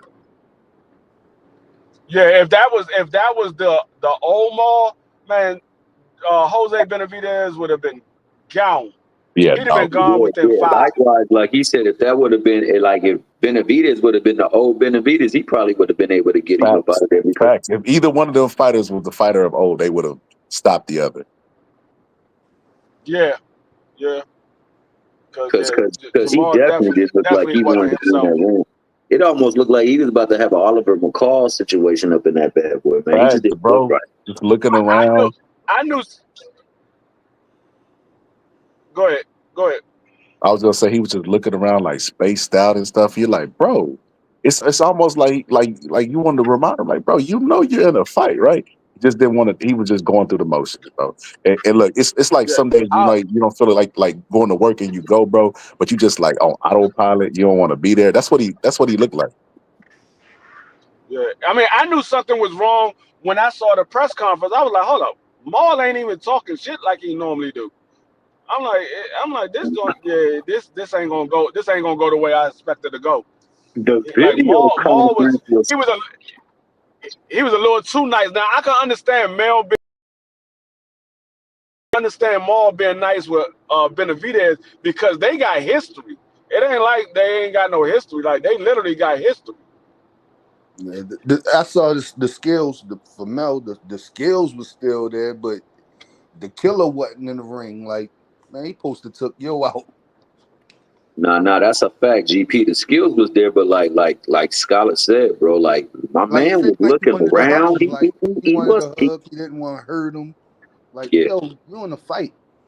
I pulled my son from boxing for that shit. Like, yo, this kid trying to kill you, and you a little too friendly. Like, yeah, Ma ain't the same Ma.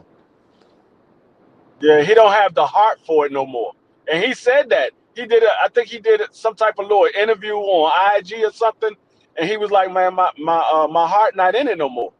He like, the one thing you don't want to do is if your heart not in it, you gotta walk away. He like, I don't have the love for it no more. That's facts. You know what's interesting? Y'all brought up how your son was being a little bit too friendly. They said BBO's first amateur fight, he kept apologizing for hitting the dude too hard, so that's why he never made it in boxing.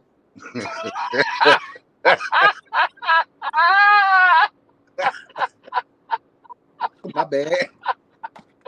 Yo, my bad. I'm sorry. I kept saying I'm sorry.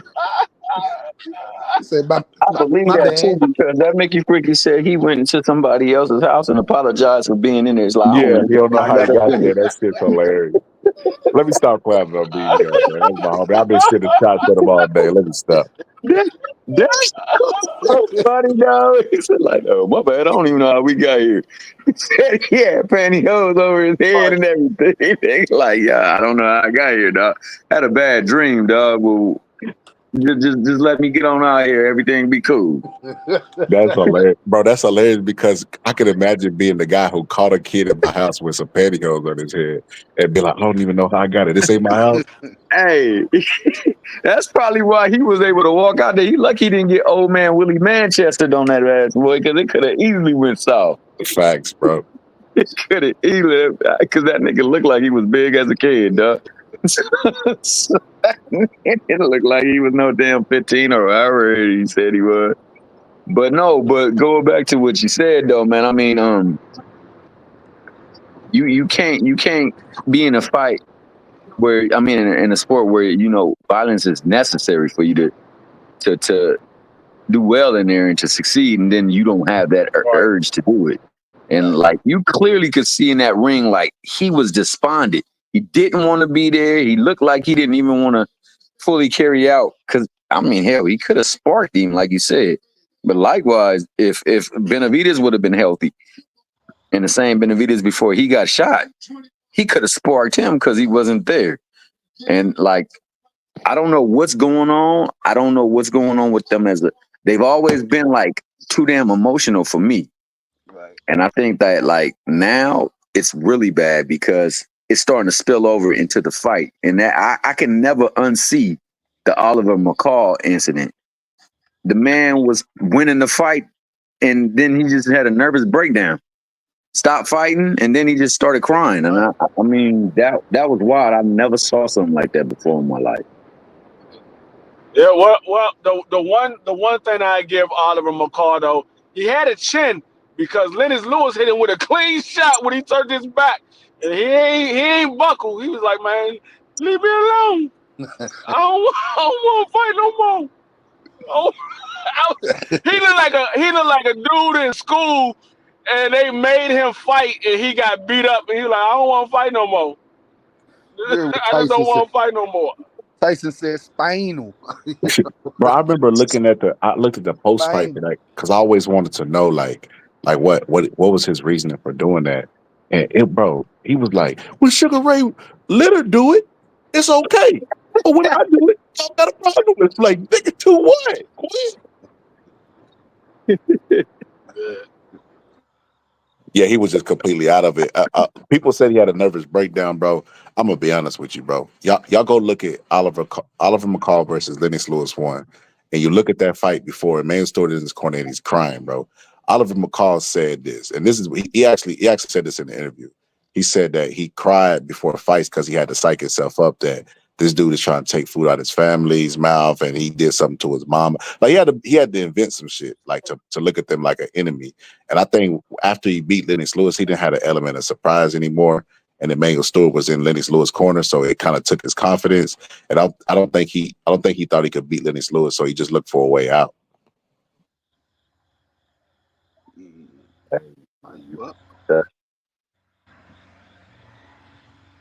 But like D Free said, that motherfucker had a cold ass chin. He probably got one of the best chins of heavyweight of all time, at least top 10.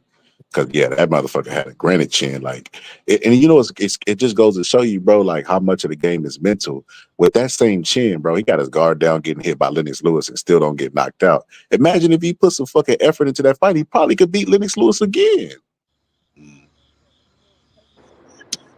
That's a fact. Absolutely. I thought he was gonna whoop. I ain't gonna lie, bro. I thought he was gonna whoop his tail, bro. And then, like I said, he was just sitting there, just taking punches. Hey, because to be honest with you, Lennox Lewis had a chin like Anthony Joshua. It's just he had better skills than Anthony Joshua. He could protect himself better because both times that Lennox Lewis got knocked out, it was one shot on the chin, and he was down, out cold. Nasty, I was like, damn. Nasty knockouts too. He was on the ground looking up at the ceiling, just discombobulated. Yeah, it was crazy. And you know what's crazy? I seen Rockman could punch, but he ain't even like an all-time puncher, bro. To flatline Lennox Lewis, it's like, yeah, man, that's crazy. That's why Lennox defense was so good. He recognized he had no chin. That's why his defense was so good. His defense was good, but that boy used that jab like nobody's business. Yeah, it's because Emmanuel Stewart knew. He knew Lennox Lewis had no chin. I'm about to say that if it wasn't for Emmanuel Stewart, he would have never had that jab because Lennox Lewis did not have a great jab until he got with Emmanuel Stewart. And because who was Emmanuel Stewart in the corner for before he got Lennox Lewis? It was McCall. He was in a corner where. McCall. When Carl knocked him out, he brought McCall. He brought him in and asked him how did he do it, and he showed him, and he brought him in to train with him. That's right. That's how I mean, that's right. Yeah, Emmanuel Stewart was a cold motherfucker. But I agree. You know what's crazy? Somebody tried to tell me that Lennox Lewis had a better jab than Larry Holmes. I was like, boy, you tripping. Yeah, ain't no way in the world Lennox Lewis had a better jab than Larry Holmes. What Larry Holmes had was natural. Lennox Lewis had to be taught by Emmanuel Stewart. That's like, what the fuck they talk about, bro? That's crazy. But nah, you know what's crazy? There's a clip of Lennox Lewis sparring online. And Lennox Lewis, you know, they always be like, these fighters today, they ain't got no respect. They release sparring stories.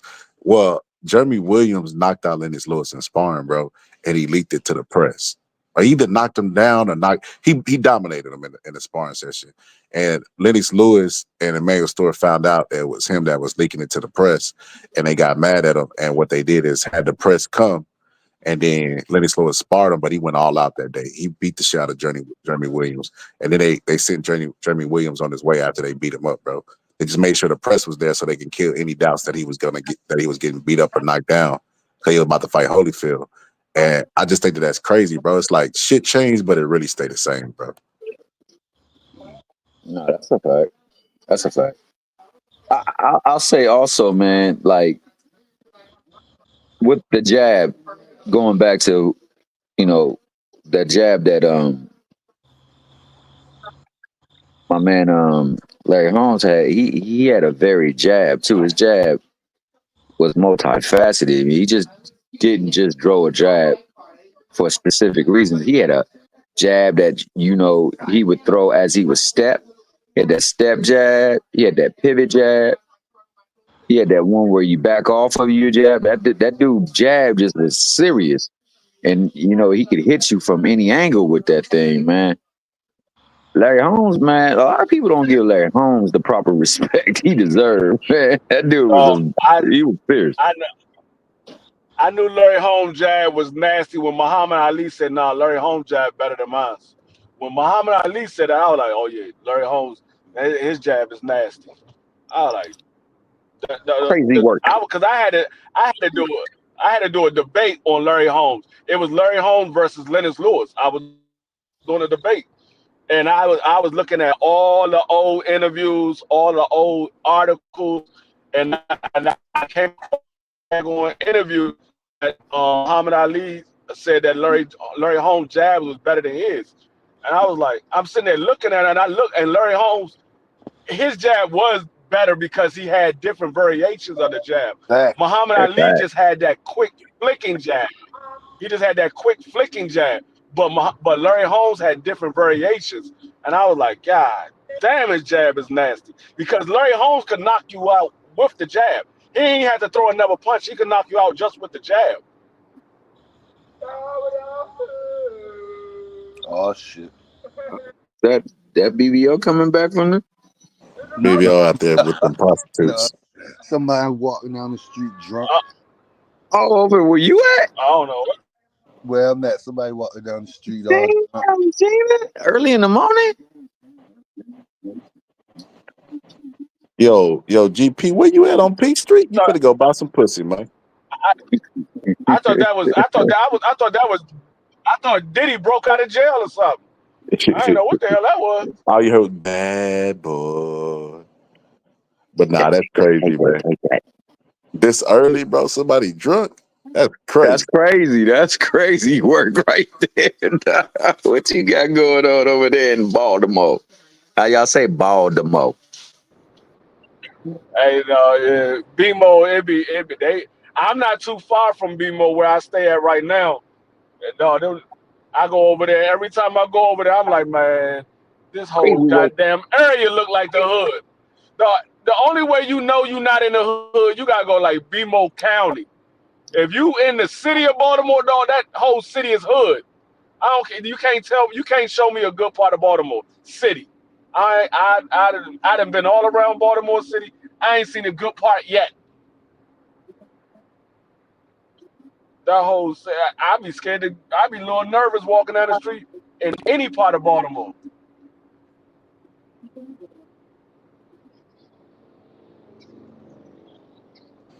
I agree, bro. I agree.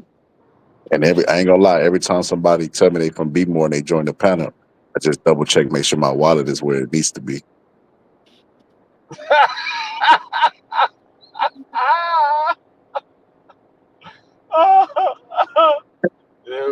Baltimore is that whole city remind me, the city of Baltimore, that whole city remind me of Southeast DC.